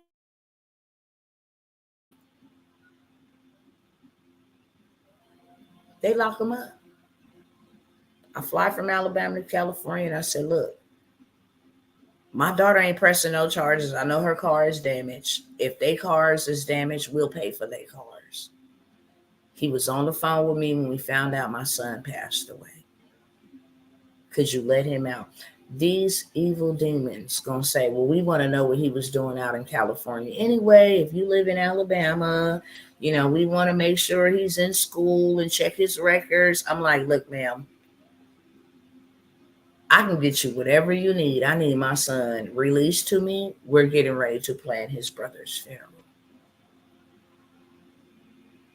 No, we want to keep him in here, waiting on those reports, and we'll, consider releasing him on the next court date. So I said, look, cool. I'm not going to go back and forth with y'all. I'm under distress. Whatever you do, I just need y'all to approve that my son can at least be escorted to see his brother. Yes, they wrote it down, signed it in the documents. He will be able to get out, be escorted by the probation department to the funeral. They will make arrangements to let him go to the funeral and then take him back into custody. That's cool. He's not a criminal, so I ain't worried about it. But just know that my baby is inside a juvenile hall suffering without his family. We are grieving right now. You think they care? No. And then 2 days before the funeral, when I called and said, you guys got the address, this is the time of the service is going to start, they told me we don't even have the manpower to take him to the funeral. I said, you got to be kidding me. This is not a graduation, a baby shower. This is a funeral. He was not there when my son died. You guys know I will pay whatever. How much is it? I will pay for police. They said it ain't that simple. We actually have to get a officer to come in and escort, and if they're on their day off. So I said, could you do whatever you can? I called the NAACP, who don't do a damn thing for nobody. Okay, no pun intended, but they don't. I'm like, somebody need to help me. When my son missed his brother's funeral, he literally mentally lost it. He fought every other kid in there. He fought all the staff.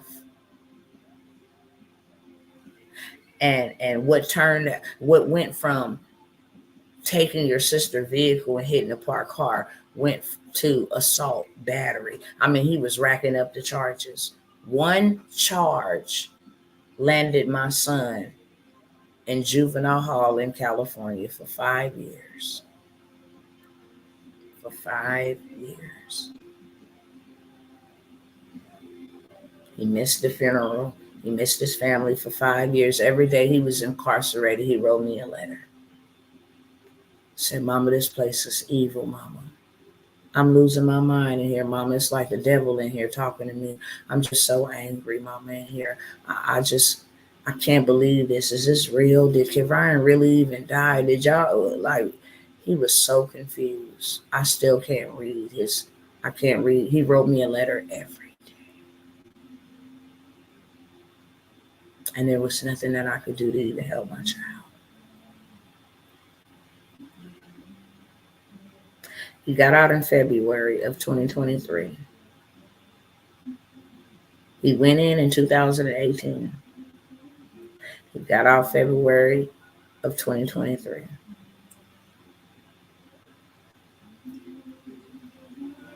Got him a little girlfriend, I'm letting him do, his grown man thing because he went in at 16 and came out at almost 21. So he's not a child, a teenager anymore. They ride and trying to go to Vegas and just see life because he's been gone so long and ended up flipping off the freeway.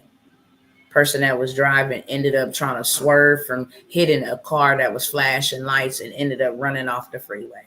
There was some glass in the back seat that gashed my son back wide open in the middle of his back. He said, Mama, I've been in an accident, Mama. It's like, Mama, look at my back.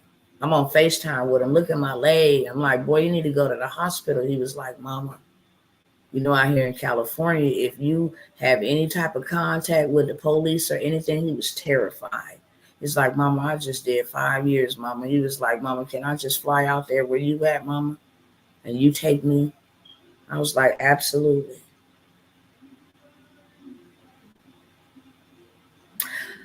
I bought him a ticket leaving out of LAX. They gave him a hard time. He had a copy of his ID and he had a copy of his Social Security card because he had just got out. They was like, no, you don't have a hard copy. Can't fly out of here. We can't verify you.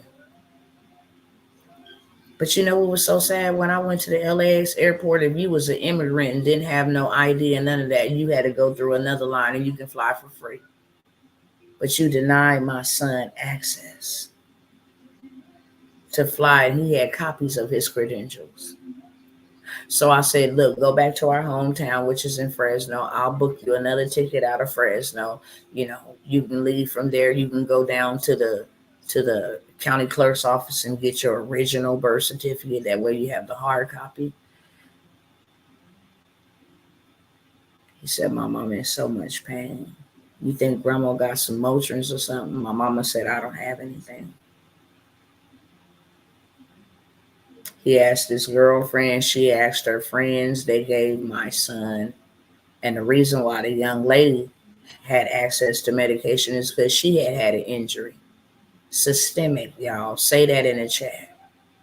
The doctors prescribe a lot of people get addicted to these things. Most people have this stigma that people dying of fentanyl and all of that stuff are junkies and all of that stuff. No, they have some type of trauma or they have some type of situation that they're dealing with mentally, and they put these kids on these prescription medications, and then they be like, oh, okay. Once they be like, okay, pop one, then let me pop two, because that made me feel a little bit better than one. Then once they done with the end of their prescription, now the doctors are saying, well, you used up all of your supply before the 30 days. So now that leaves them out there searching for the stuff out there on the street. So I think she had broke her shoulder or something, and she was originally being prescribed something for it, but then she ended up going to get street prescription. So my son's like, I need something for pain, y'all. I can't sleep. I can't lay on my back. I can't lay on my stomach. My knee is gashed open if I try to lay on my stomach. My back is gashed open if I try to lay on my back. I need something for sleep.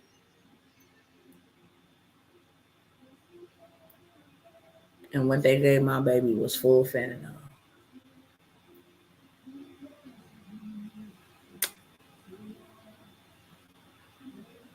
And then the way that he died. With my son who was playing basketball and dropped dead. He was running down the court, and they say he just laid down on the ground on the ball, and it was over with.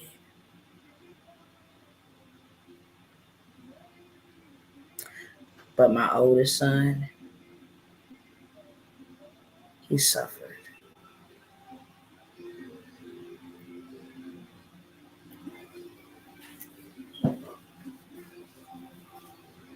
As soon as he took it, he started itching really, really bad. Like trying to shake himself, like, what was that, y'all? What was that? Trying to drink milk. Said he was doing push-ups. And then they said after like 2 minutes, his whole body just got stiff. And he just started gurgling. And they want to label it as these kids out here, it's overdosing. It's not an overdose.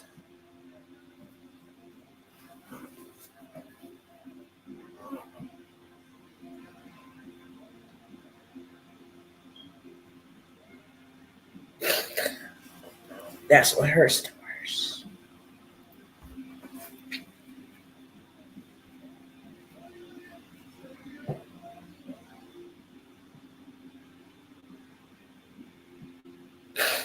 Can you imagine being poisoned?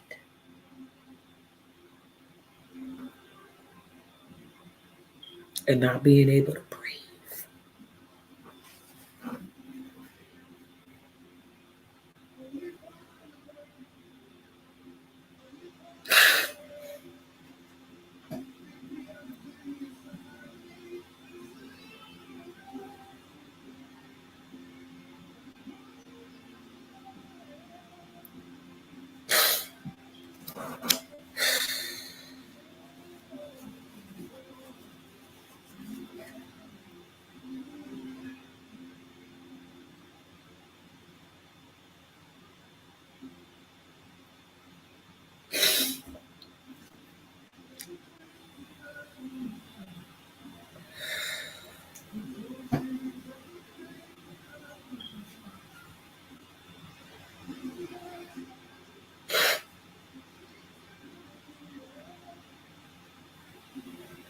And all it takes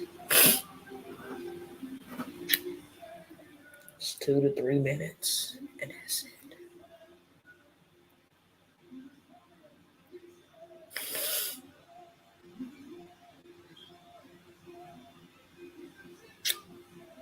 When I went to go see my son,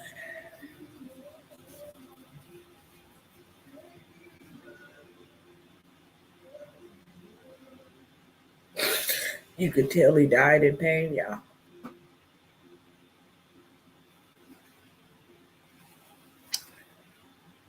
How he died was how his last facial expression was. Like you could tell he died in pain.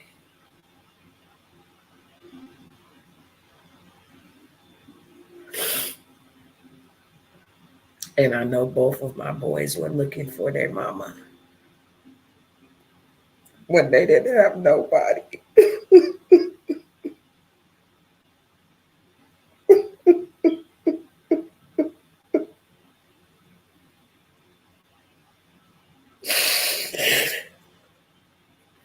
When they didn't have nobody, they had me.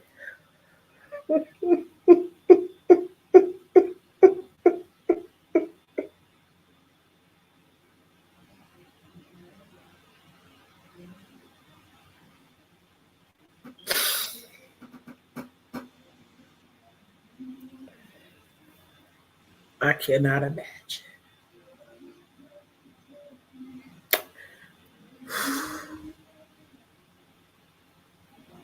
I can't imagine allowing that to happen to somebody else.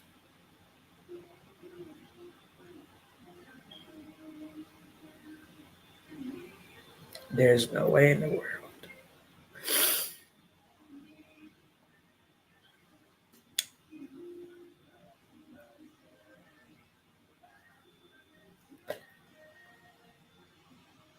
And I'm a part of a grieving group, okay? And I done seen grown men and grown women never recover from this.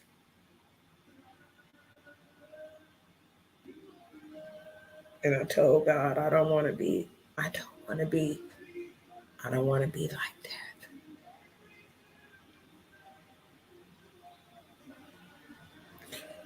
So I need you to help me.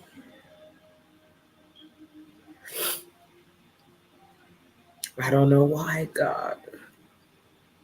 They were my best friends.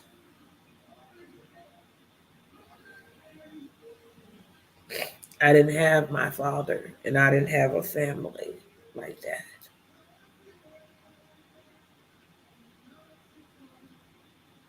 So I try to make a family regardless how they were created. All I wanted was a family.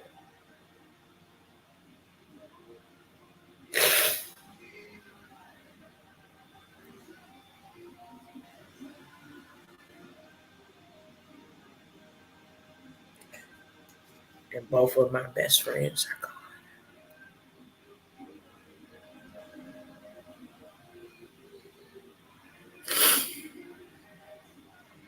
Who do I hold accountable for their deaths? A mother loses her child to a drunk driver. Our mother loses her child to gun violence.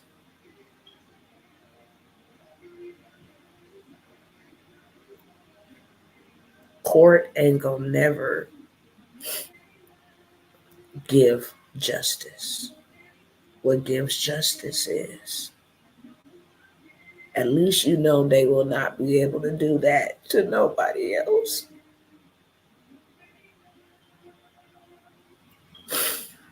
What makes my pain more painful?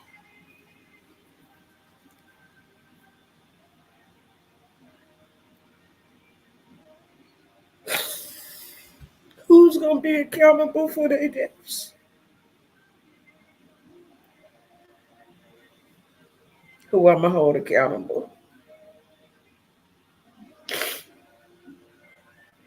The government? Who I'm locking up? The White House? You just killed my kid and that's it. That's it. All for greed, you open up the borders so you can get votes or whatever else, labor. And when they come over here, they're killing our kids.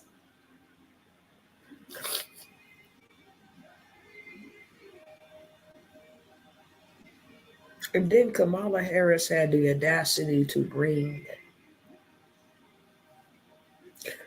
Quavo, because this is a systemic problem. All of them rap about popping pills from Jeremiah to Quavo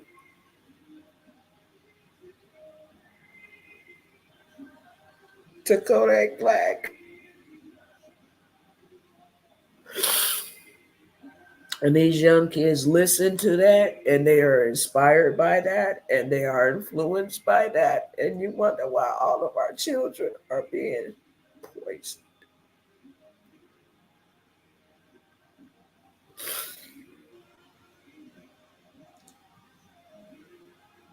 The pandemic alone did something to our children and their minds. If it was hard for us as adults, just think what it did to them as young people.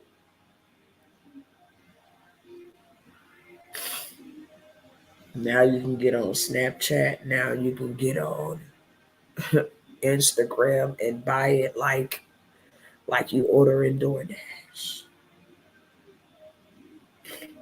This fight ain't flesh and blood. That's why it only makes sense that you vote the right way. I cannot like a person, but they policies. If your policies protect my brothers and my sisters, because y'all all my brothers and my sisters, they already took my kids.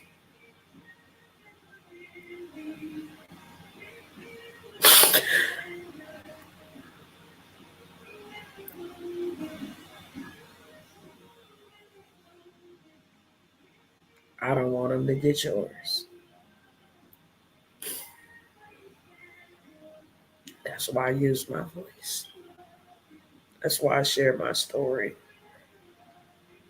I say all the time, if one of them mothers who had lost their children to Adderall or Concerta, if one of them would have just spoke out, maybe I would have heard the story.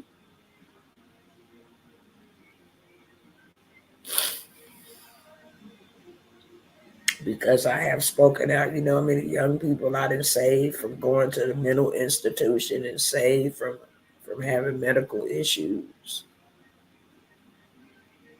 How many mamas I done educated that if you're going to give your kid that, at least make sure every 6 months they have an EKG. If one person would have just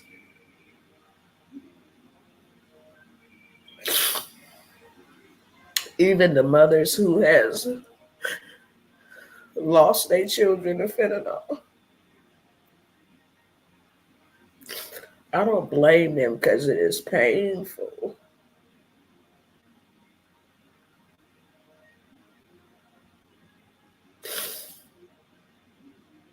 Imagine living your life empty. That's a hard thing. It's a hard thing to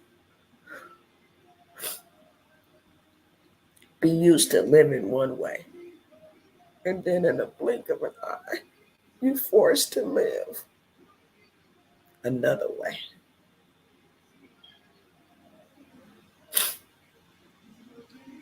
Each time I put my children in the dirt, a piece of me that was bone of my bone and flesh of my flesh. Everything about that child was created on the inside of me. The detail to their eyes, their skin, everything.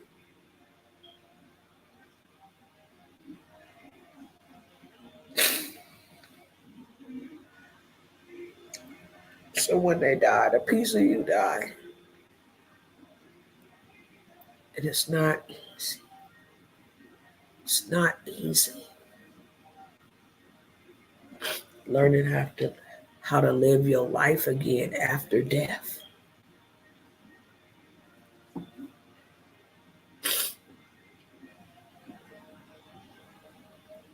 You can't even do it without the help of God, real talk.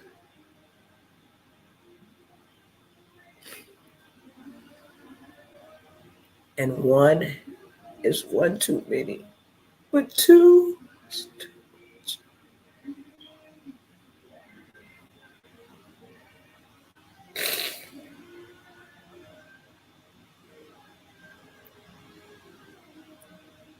That's why I vote policies.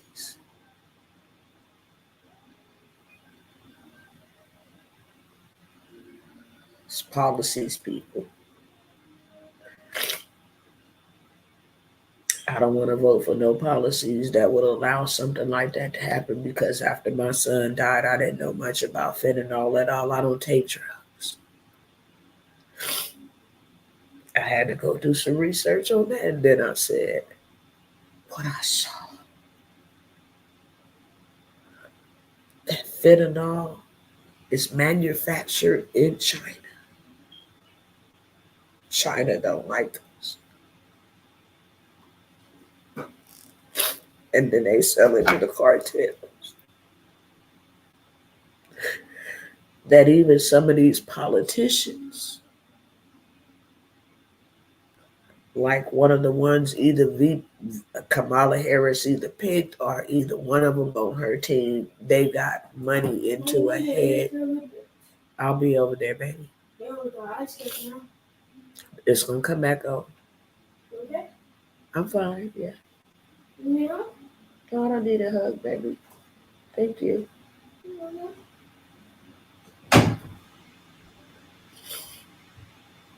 That's another thing.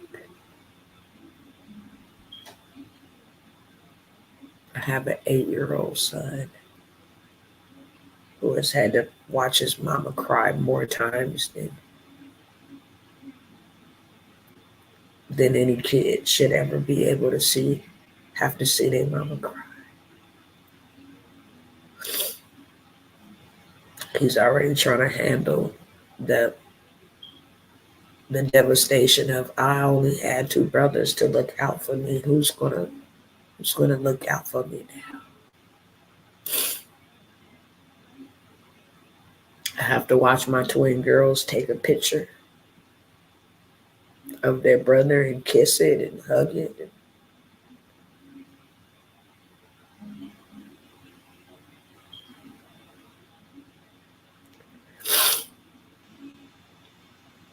my other children.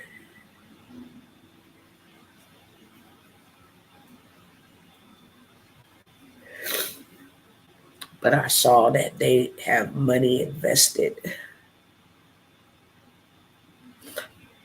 and then y'all sell it to the cartels, and then the cartels just walk right across our borders.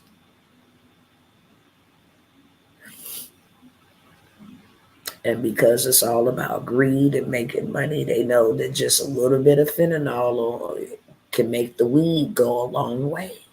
And a little bit of fentanyl can make the pills go a long way. I'm only paying $1 for it, but I'm going to actually make $5 for every dollar.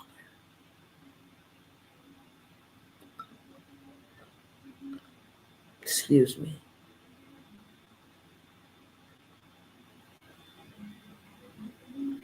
And then when you see really what the ulterior motive is, then you realize we at war. 2020, the pandemic took out a lot of our elderly people.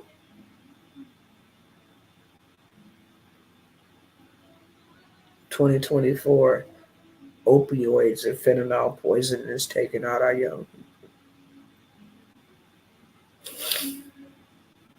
And the burden is on our shoulders. So we're going to stop it. You know how many young women and men I done seen die? How many mamas they bury their kids?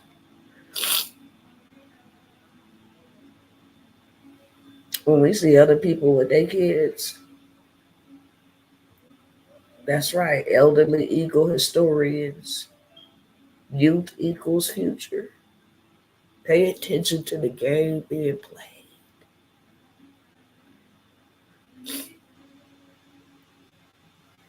With y'all policies, y'all trying to bring the wrath of God on this country. I don't care what law you make legal. If it's against God's law, it's you just asking for wrath.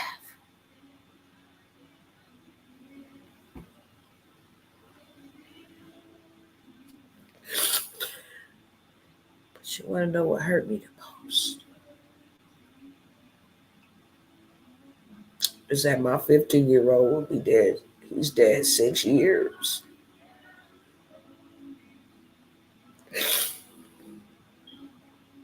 I created a petition 6 years ago. It only got 1,000 signatures.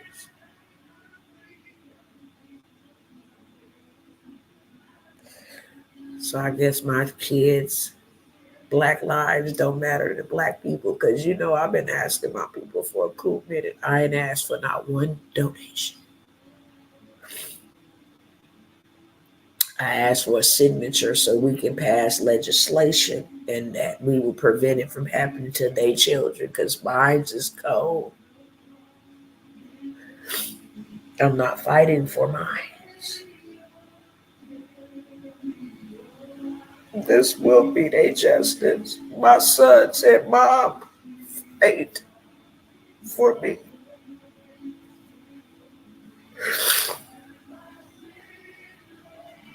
And a lot of people say, well, you know what? You'll see him again when you get to heaven.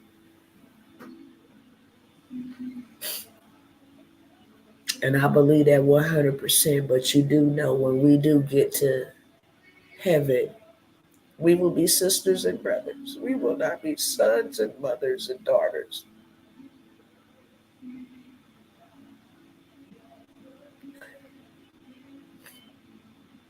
So my loss is a loss. It's undescribable. I didn't get no grandkids from either one of my sons. I don't get no weddings. I don't get any of that. No, my first son, he passed away from um, taking medication for ADHD that was prescribed to him. It caused him to have a heart attack while he was playing basketball. And my oldest son, his brother, passed away from fentanyl poisoning. Do y'all mind if I share with y'all my children and then I'll let y'all go?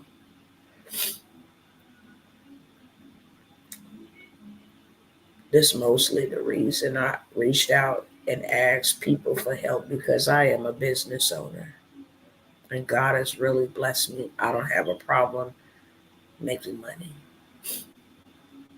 My problem comes where I'm in so much pain. Sometimes I don't want to get up here and be a coach. Sometimes I wish I could lay by the beach. Sometimes I don't even feel like.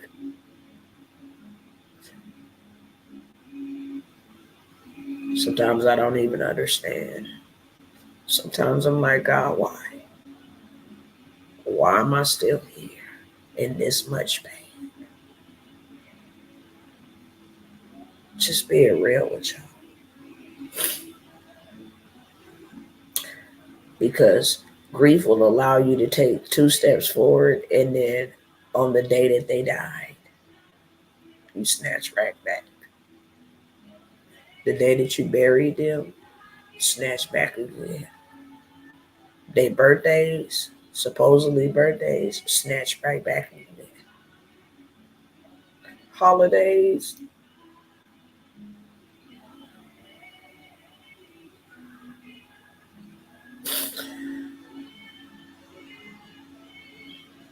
and then the most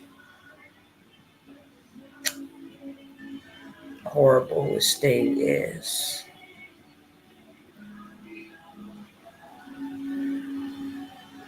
every single day I try to remember what they look like, what they sounded like, what their voice sounded like, what they smell like. And the only thing I can remember,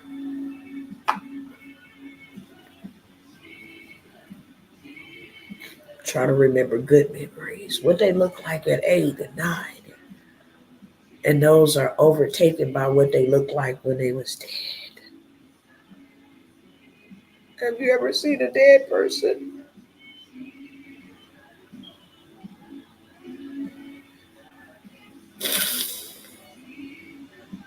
And it makes it worse when it's something you gave life to. Something that came out of your womb. And you held it and you loved it and you protected it. Now they just dead. There's no life.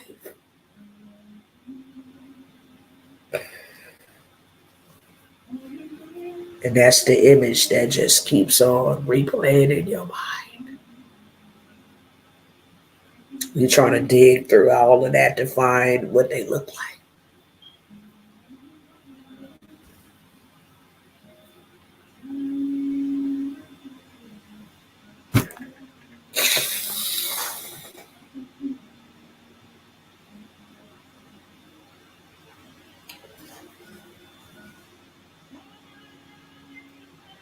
So when I say I'm not letting these people out here playing politics and they destructive policies win again, I'm so serious. But you know what? I can't do it by myself. I don't mind fighting for yours, but you're going to have to help me fight. I'm not afraid.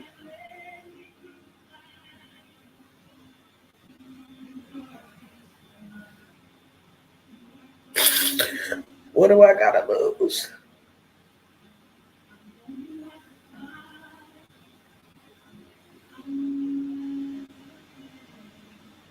What do I got to lose?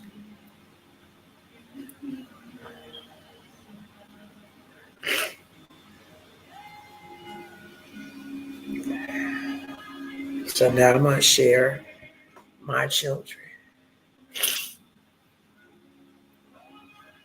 with y'all. Sis, what else can I do to help with the fight? I'm in a different state, but please let me know how I can help. Even with your documentary.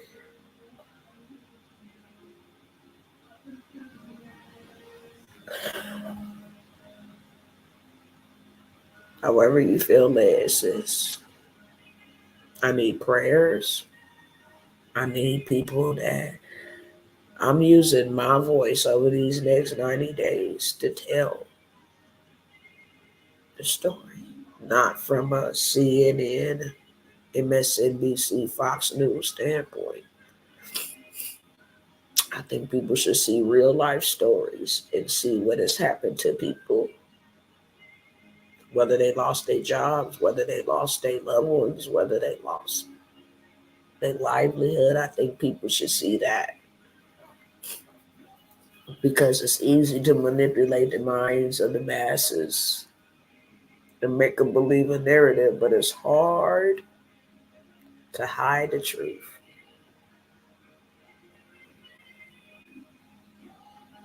But of course, it costs resources to be able to travel and talk to mothers and fathers because they embarrassed. You know how many people have said nasty things about my kids when they shouldn't have been junkies? You should have been a better parent. Well, good for them.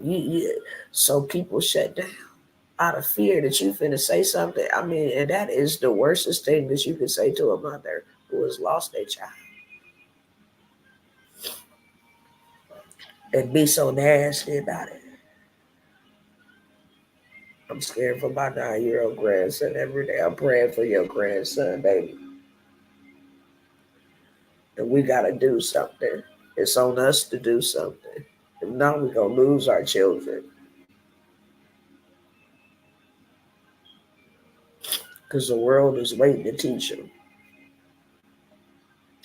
These paid actors in Hollywoods, Hollyweird. You need more voices like me.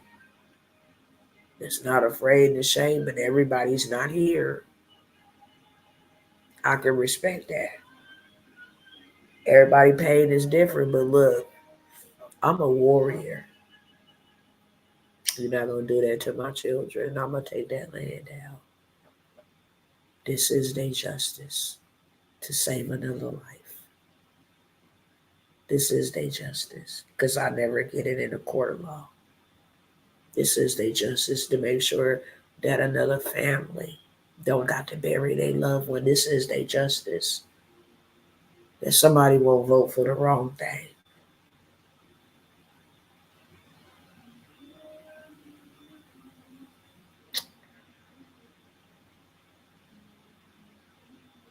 And it just takes resources to do that.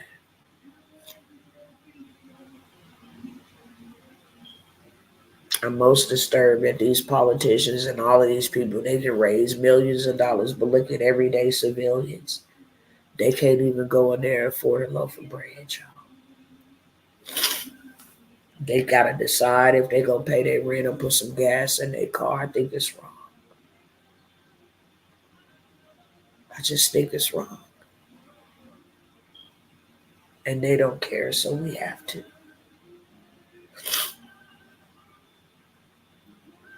Y'all know I make shirts. I customize shirts. Y'all like some of the sayings. You want Donald Trump on a shirt. Hell, you want Kamala on a shirt. I don't care. You could buy a shirt for me representing Kamala. I'm gonna take the money and make sure Kamala don't get in office. I'm not playing. It has nothing to do with her as a woman. It has nothing to do with her as a woman of color. It's just the policies that you stand for. I can never vote for you and you voting and you're advocating for unalive and unborn children. That's genocide. And then you got the borders open so that you can unalive the youth. That's homicide. I can never stand in agreement with that and be human.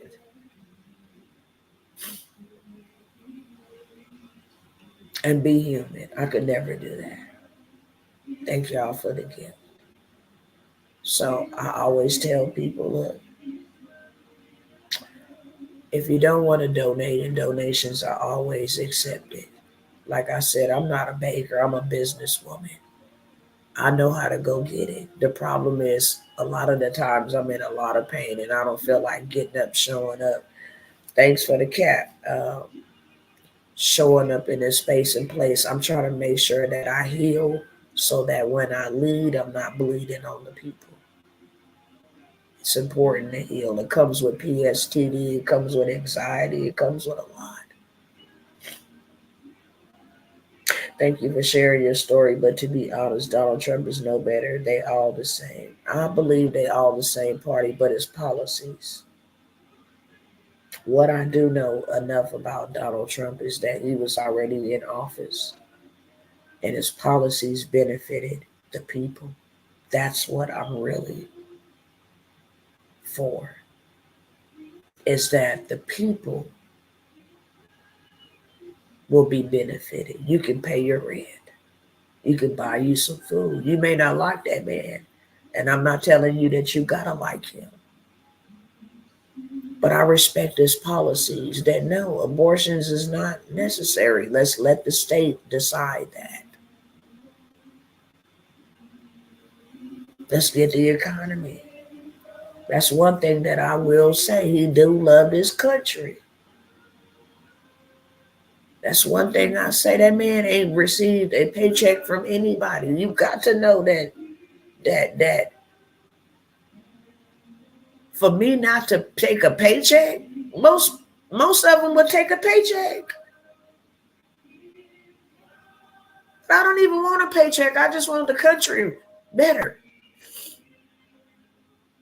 I love this country and I just want this country better. And you know what? It don't matter if they brought us over here on ships and chains. I thank God that I can live in America and I don't have to live anywhere else. I'm serious. And I didn't travel to other countries. Making choices for others isn't making anything better. I didn't say that. And you know what? Everybody gonna give an account about what they did. But one thing that I do know is I'm a Bible baby. And God said, "Thou shalt not murder." If you don't even want to be put in that situation, you know what to do. You don't get to live reckless and then just be like, yeah, for the hell of it. Now, there's some situations that require for you to have emergency surgery. Do you have a website for research? I do. I'm going to put it in here. That's a personal decision and everybody going to give an account. It's crazy that people will actually say, I'm in control of my body, but you ain't even in control of your own breath. You ain't even controlling your own breath. At any time, if God said, look, your breath is up, then you can't breathe.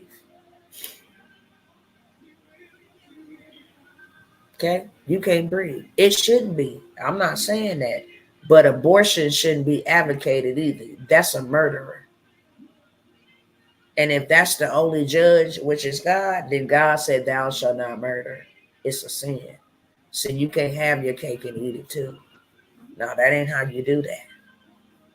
That's not how you do that. If you're going to say God gave me a personal decision for my personal body, then God is the originator, the manufacturer of that body. He give it life and he take it away. And he did say, thou shalt not murder. So that's called a rebellious spirit. And that's why this fight ain't against flesh and blood. They just using Trump as the one that they hate, and they're using these people as puppets. This is spiritual. This is satanic. Darkness versus light. Okay, that's what this is. If you give birth, you give life. If you take it, then you kill it.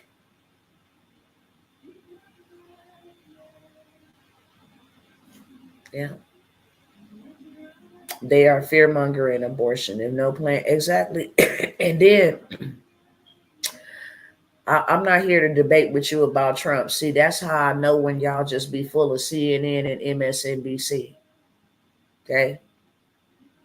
So God isn't the only one that give life. Satan damn sure don't give life. And now I'm about to get you up out of here, because one thing that I don't do is I'm not even gonna waste my time with ignorance. If you want to be unlearned, beloved. There ain't nobody else that can give life but God. And don't ever come over here on my page or my profile. It ain't about you wanting to hear the truth. What truth? Your truth is a lie. You don't want to hear the truth. That's why you so defensive.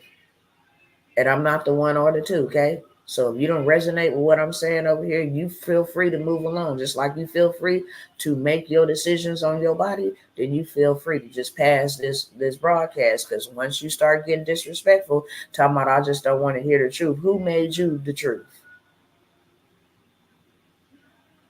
It ain't even logical. You sound like the news. And they don't tell the truth. They call the lying media for a reason. They call the false prophet for a reason.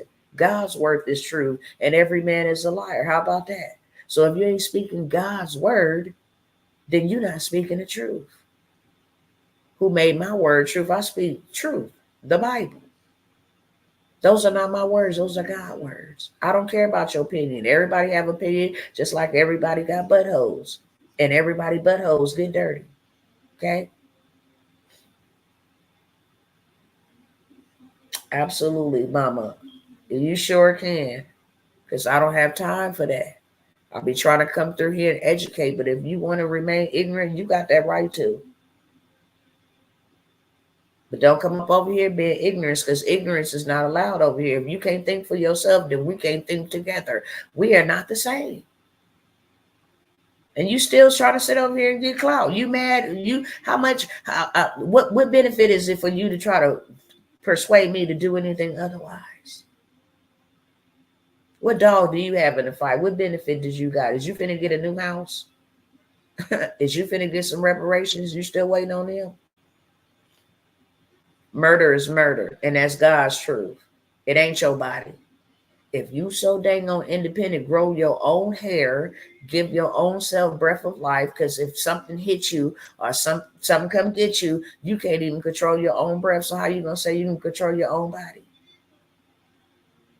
Same as if it to you, I guess. I have my own home. What that mean? Do you own land? Because you can own your own home. That's still called lease with an option to buy. You go ahead and miss your mortgage payment and you ain't gonna have your own home if that's what you referring to. See, that's what I'm saying. You're not educated. Do you own some land? Do you own some land? Because when you own land, you're doing boss stuff, landlord. Okay, you own a house. All you own is a lease with an option to buy. You go ahead and miss your mortgage payment, you're gonna be homeless. I'm not, because this person is over here is a Kamala character, is a character. And it's sad to say that, as old as you is, you ought to be ashamed of yourself. And y'all just bear with me, okay? Let me tell y'all this about Dr. Tawana. When you come in my house and be disrespectful, then I have a right to check you. Because in the natural, I ain't gonna let you come up to my house and enter into my house and then put your feet up and all of that stuff and then be disrespectful in my house. I'm not gonna let you mock me, talk smack to me. I'm not gonna let you do none of that in the natural. So I sure ain't gonna let you do that on the social media platform either. Okay, you ain't checked me on this social media. I checked you. And it made you as an example of your ignorance. You sound like Joy them from The View. Okay, now move on along, and then I'm gonna go ahead and block you if you say something else. Me or any one of the moderators that got the ability to do that, you gonna get blocked, because you're not looking for truth. You looking for somebody to argue with you, and I ain't got time. See, I never did that. These hands work like AT&T. That's why I don't be out here arguing and doing any of that. Okay, I don't do that, because I like to lay hands and reach out and touch them. And God gave me a scripture in the Bible, Proverbs 20:30, a severe beating to knock all the evil out of some people. And some people can get hands laid on them in the spirit, slain, and some people can get hands laid on them in the natural. So I don't do all that back and forth with people. I'm a lover, but I'm also a defender. Okay, so let me let you Go to Cell Block D. Do your big one on my page. Don't ever get it twisted, okay? Go do your big one on yours. You too damn old to be that ignorant. That's what I will say. You too damn old. You stuck in your ancestor days. We vote blue no matter who. Keep on voting blue. That's how we got here. I wish God would let me beat up everybody who voted blue, and we wouldn't be here. Would nobody be suffering? My son wouldn't be in the grave. Half of the other hundreds of thousands. You better go on, girl. You doing too much. Let me let you go and watch your business, because you gonna listen. Let me show y'all my son. Let me get out of here, because these TikTok clowns. It don't take me nothing but $1.99 to find out where somebody live at. It's called Spokio.com. See, I'm that type of person. And then they come over here thinking that they can just get on, they can be bots, and they can just get on, be disrespectful. You don't know who you messing with. Come outside your house, getting ready to get in your car, and I'm like, hello, you said what? Hello? You remember me, Dr. T? Remember you was talking that job stuff on that line? I'm that type.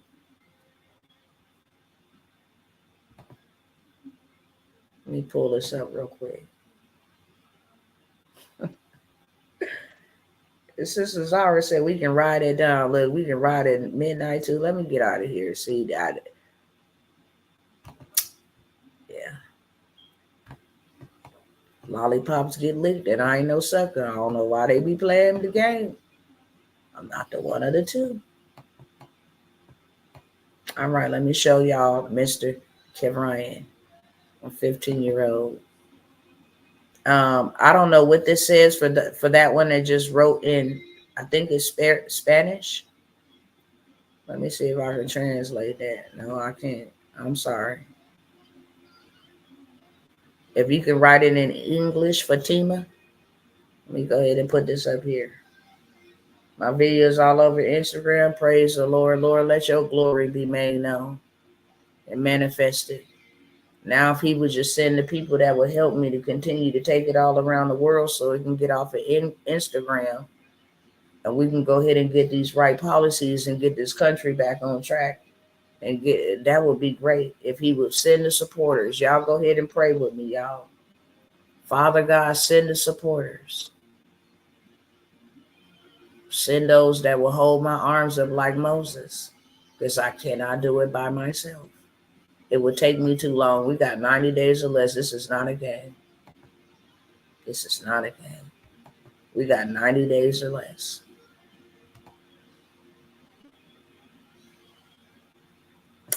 All right, let me pull this up.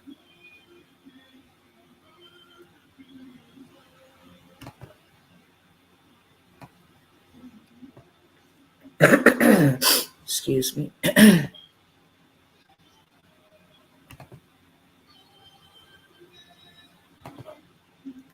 All right, let me turn the camera around over here. I believe that. I absolutely believe that 100%. I'm believing God. I'm hanging on to his. Some people are hanging on by a thread. I'm hanging on to his him. God, you got to do something else with this pain other than let it hurt me. That's all I know.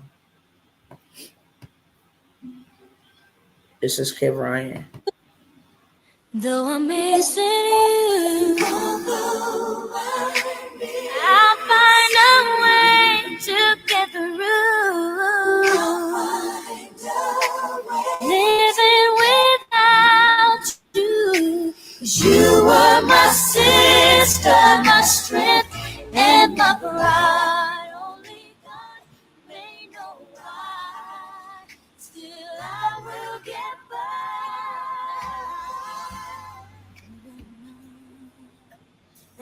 Raised them in the Lord. They learned how to work early. They had went out, made their own money, shoveling snow. How could it be that a sweet memory would be all I had to turn the music down so I don't, both of my sons. Now that you're gone, every day I go on,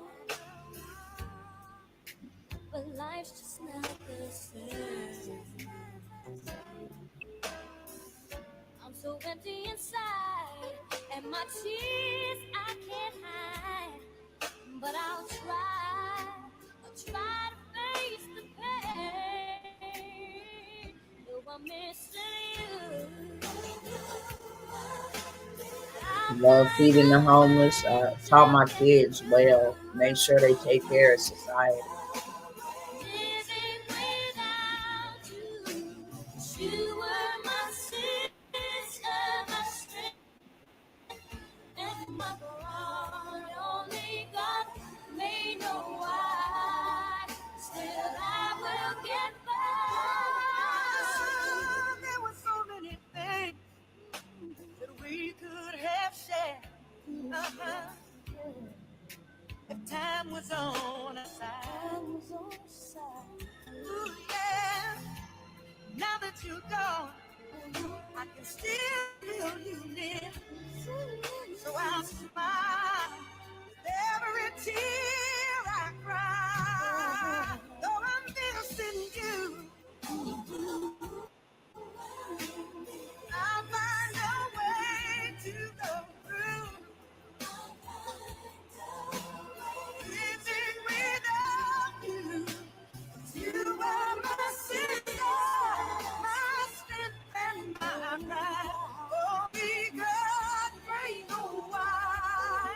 Still, I will get He was back. always smiling. We were the closest to friends, yeah. But I wait for the day when I'll see you again. See you again.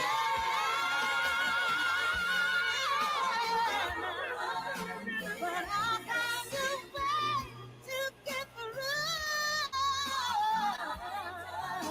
Living without you. Excuse me. You're my sister, my pride. Only God and I know why. I will get by. Missing you. Oh, no. Missing you. Find a way, find a way, find a way. But you are my sister. Only God may know why. Still, I will get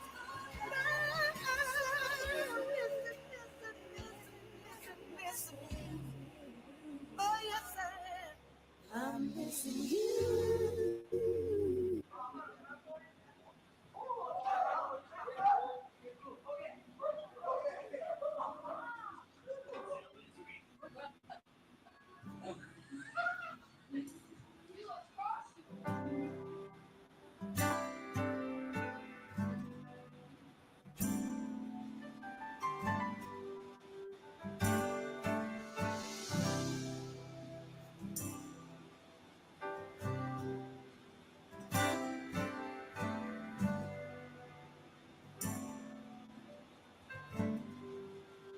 He knows my name. Yes, he knows my name. He knows my name. Yes, he knows my name. And oh, how he walks with me. Yes, oh, how he talks with me.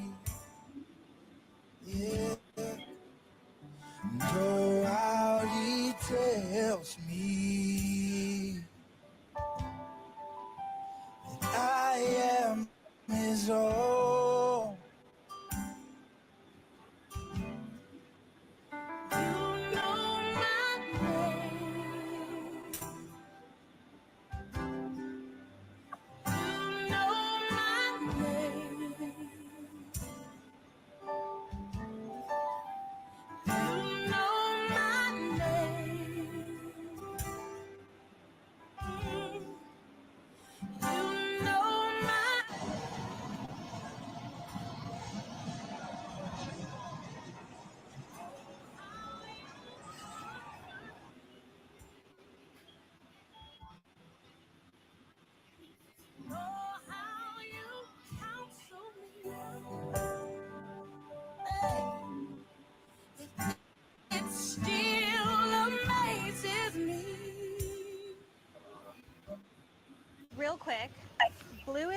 favorite color? I would love to take you out Let on me a see date. how I can stop this. That's my boyfriend. Oh, you guys are together? Yeah. Oh,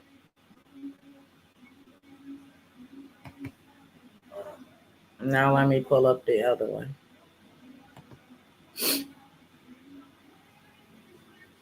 He looks just like me.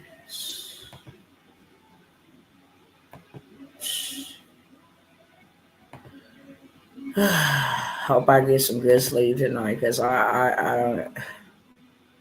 It hurts me to even watch those movies. Thank you guys very much. What is going on with Facebook? Oh, there we go.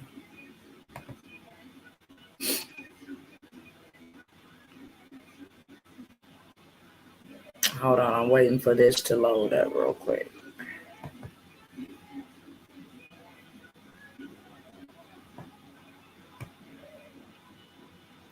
So this is my oldest son's tribute.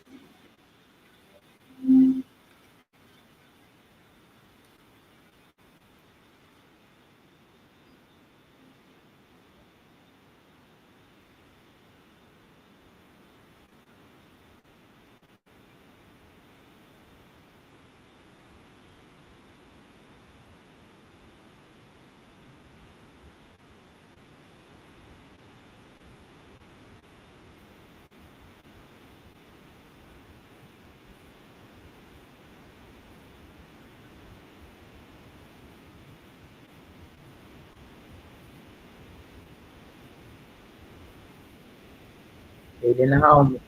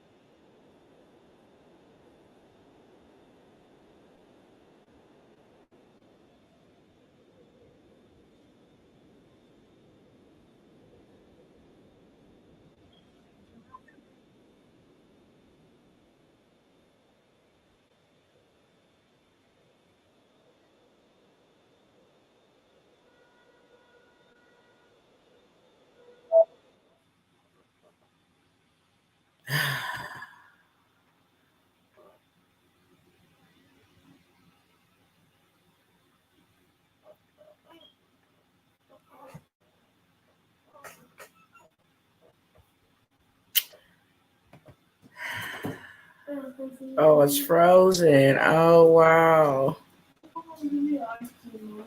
It's not playing on YouTube. I'm gonna come back. It's frozen. I'm sorry. I'll play it the next time because I can't play it again. That's my first time watching that video the whole way through with you guys. Yes, you can see my kids were always with me. And yeah.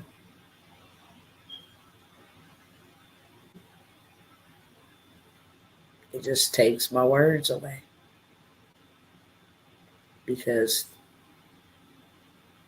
that used to be, and now it's no more. And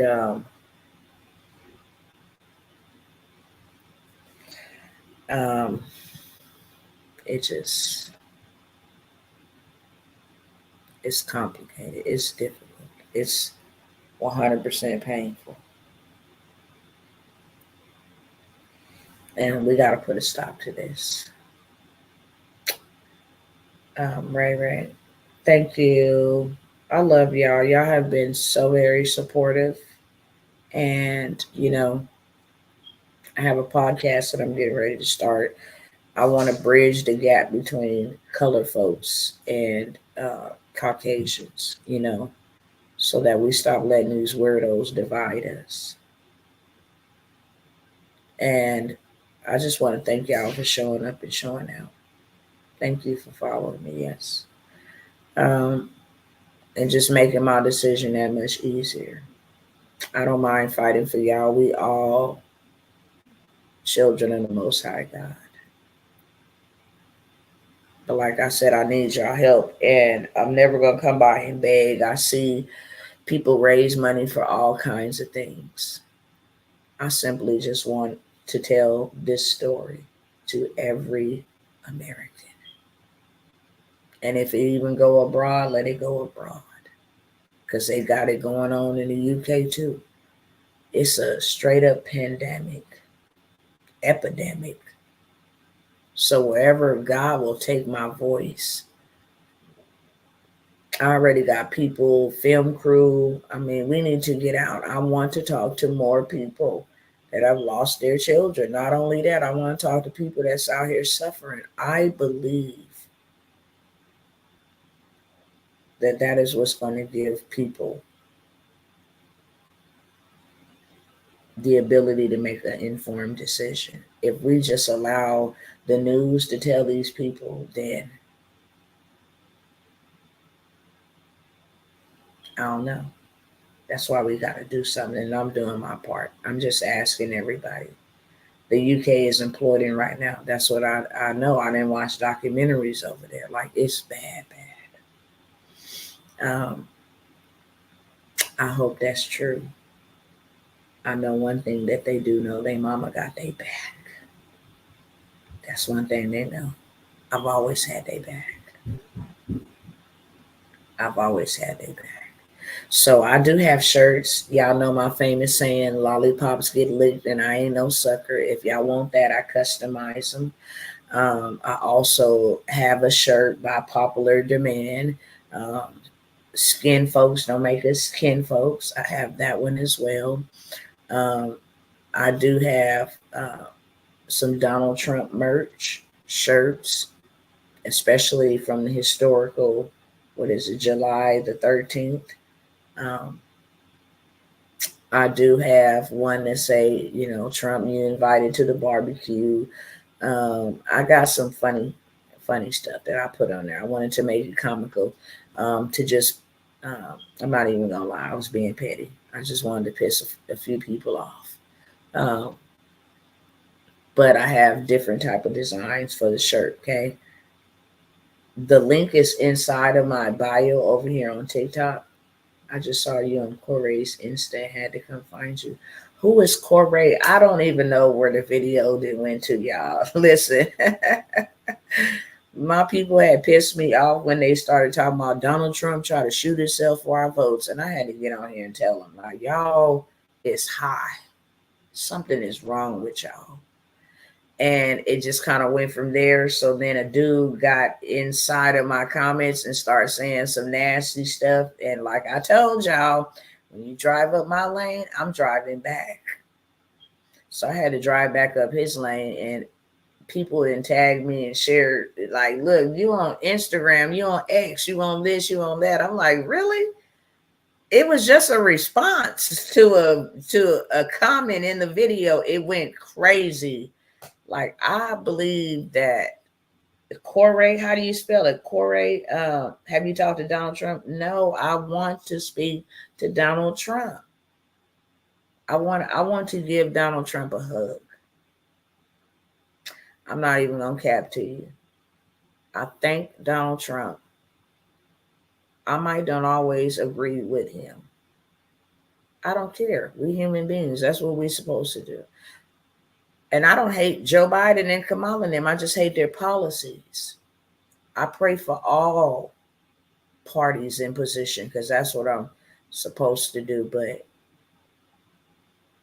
like Donald Trump, for real, you love your country, man. You almost took a bullet to the head. Like, that is just, you a real warrior. That's what I love about him. And I want to hug him. And I also want to let him hear the stories and let him know that everybody don't hate you, man. The Bible tells us to judge people by their fruit. You can judge a tree by its fruit. But this media then got people judging him by his words. And it's crazy. It's scary crazy how these people just all hate this man and you don't know him. But those are the characteristics of a true servant of God. You will be hated by all men for my name's sake.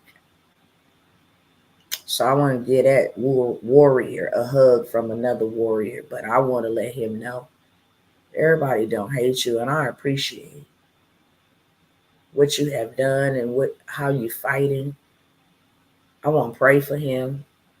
I just want to let him know I got your back. And I don't care who don't like it.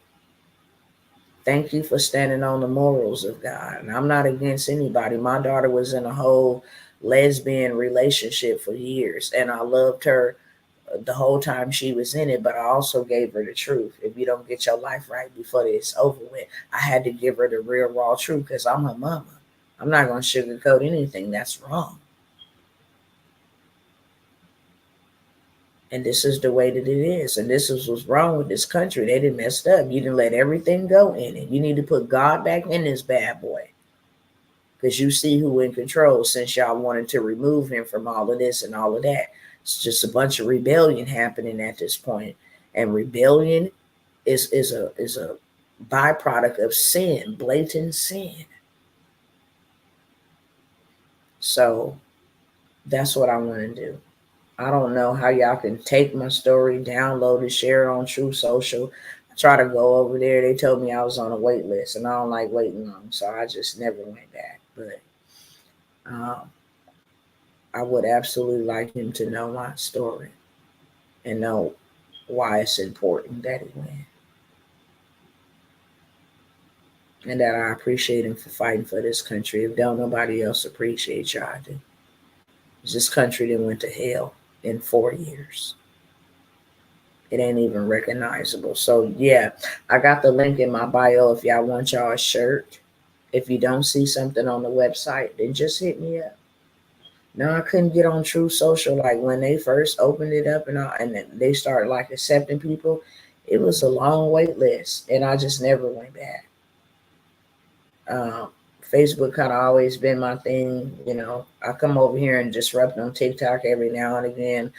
I've been having my X account since 2021 and probably posted one post on there like in 2021. I just started posting on there. But yeah, I would absolutely love to meet Donald Trump and to thank him face to face. And not only that, whatever I can do. And that ain't even whatever I can do. The only thing that I know I can do is use my voice right now. And my last name is Worlds, and I know God didn't give me that last name for no reason. So I'm ready to travel. X is where I heard your video. Okay, cool. I just learned how to stream to X from StreamYard. But I am on X. Y'all help me share, with everybody. Um, Roland Martin, no. Because y'all might not like my conversation on Roland Martin. I got to tell Roland Martin the truth. Yeah, I got to tell Roland Martin the truth. He be tripping. Straight up. But I guess I'll leave y'all alone for tonight. I thank y'all for listening. Whatever I share when I'm trying to reach out and just reach my people, that's all I ask is that you share, that you join with me in prayer. If you guys are prayer warriors and you want to join me in praying spiritually for the next 90 days. I know 90 days is not a long time, but Nehemiah was able to build a wall and keep the enemy out in 52 days. So I believe that the impossible is possible when we come together. And Nehemiah had help. That's how he was able to rebuild that wall in 52 days. We have 90 days. And we need to be making an informed decision like our life depends on it, because our life do. We're right at the brink of war. We can't afford nothing else to happen at all. And we need to be praying for real. So I will add that to the link that's already in my bio. If you want to join, we're going to have a group. And we're going to pray for the next 90 days. And we're going to bombard heaven, and we're going to believe God. May your will be done. Sorry for the others that did other stuff that angered you. But look, God, we need you, and we need you right now, because the rat is fast. If you don't want a shirt, any of my coaching programs, I was going to come by here and talk to y'all about some plays I got, but God wanted me to go this way. So if you guys don't mind, every Cash App, every Zelle, every Venmo, every time you purchase a shirt, every GoFundMe, I don't like using that platform for the simple fact that you trying to raise funds and they got a portion out of it, right?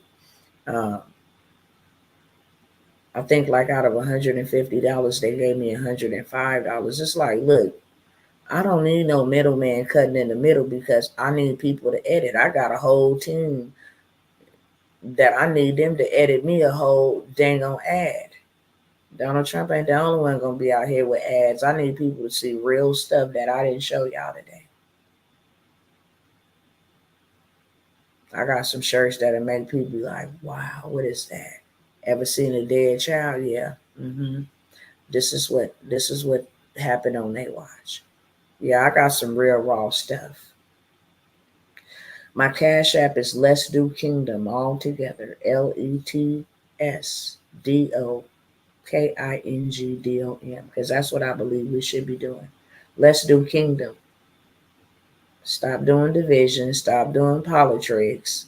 Stop all of this stuff. Let's do kingdom. Let's do what God wants us to do. But that's the Cash App as well. But yeah, I hope something that I shared tonight was able to help somebody. Like I said, I got some shirts. Y'all want some shirts made? I got you covered, okay?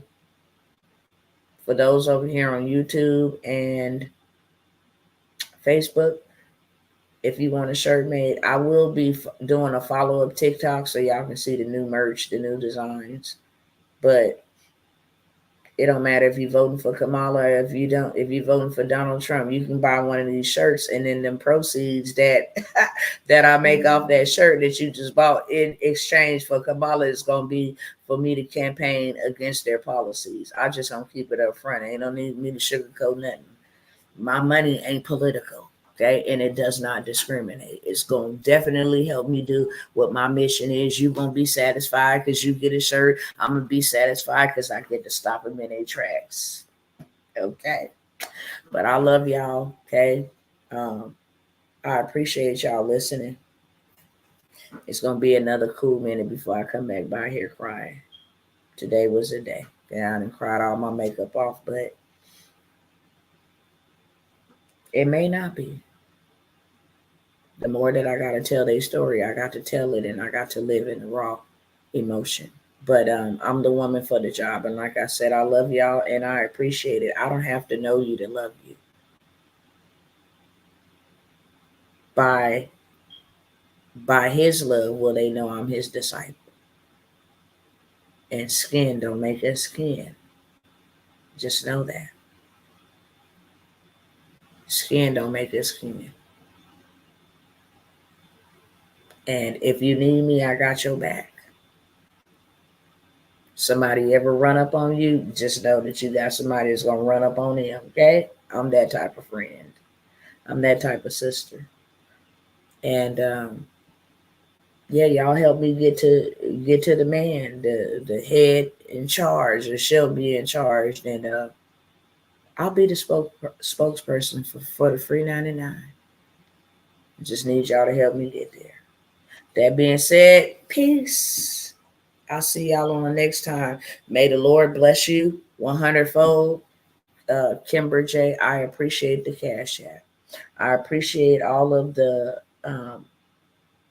gifts and all of the stars and stuff y'all give over here on TikTok. 100-fold return to you all. Okay, I really do appreciate you. And even if you don't have nothing to give, thank you for letting me earn the right to your time. All I ask is that you would share. Love you too, Sister Simone. I love you guys so much. And I'll see y'all the next time, okay? All right, peace. I know I'm looking a hot mess, but it's cool. It's on purpose. All right, people.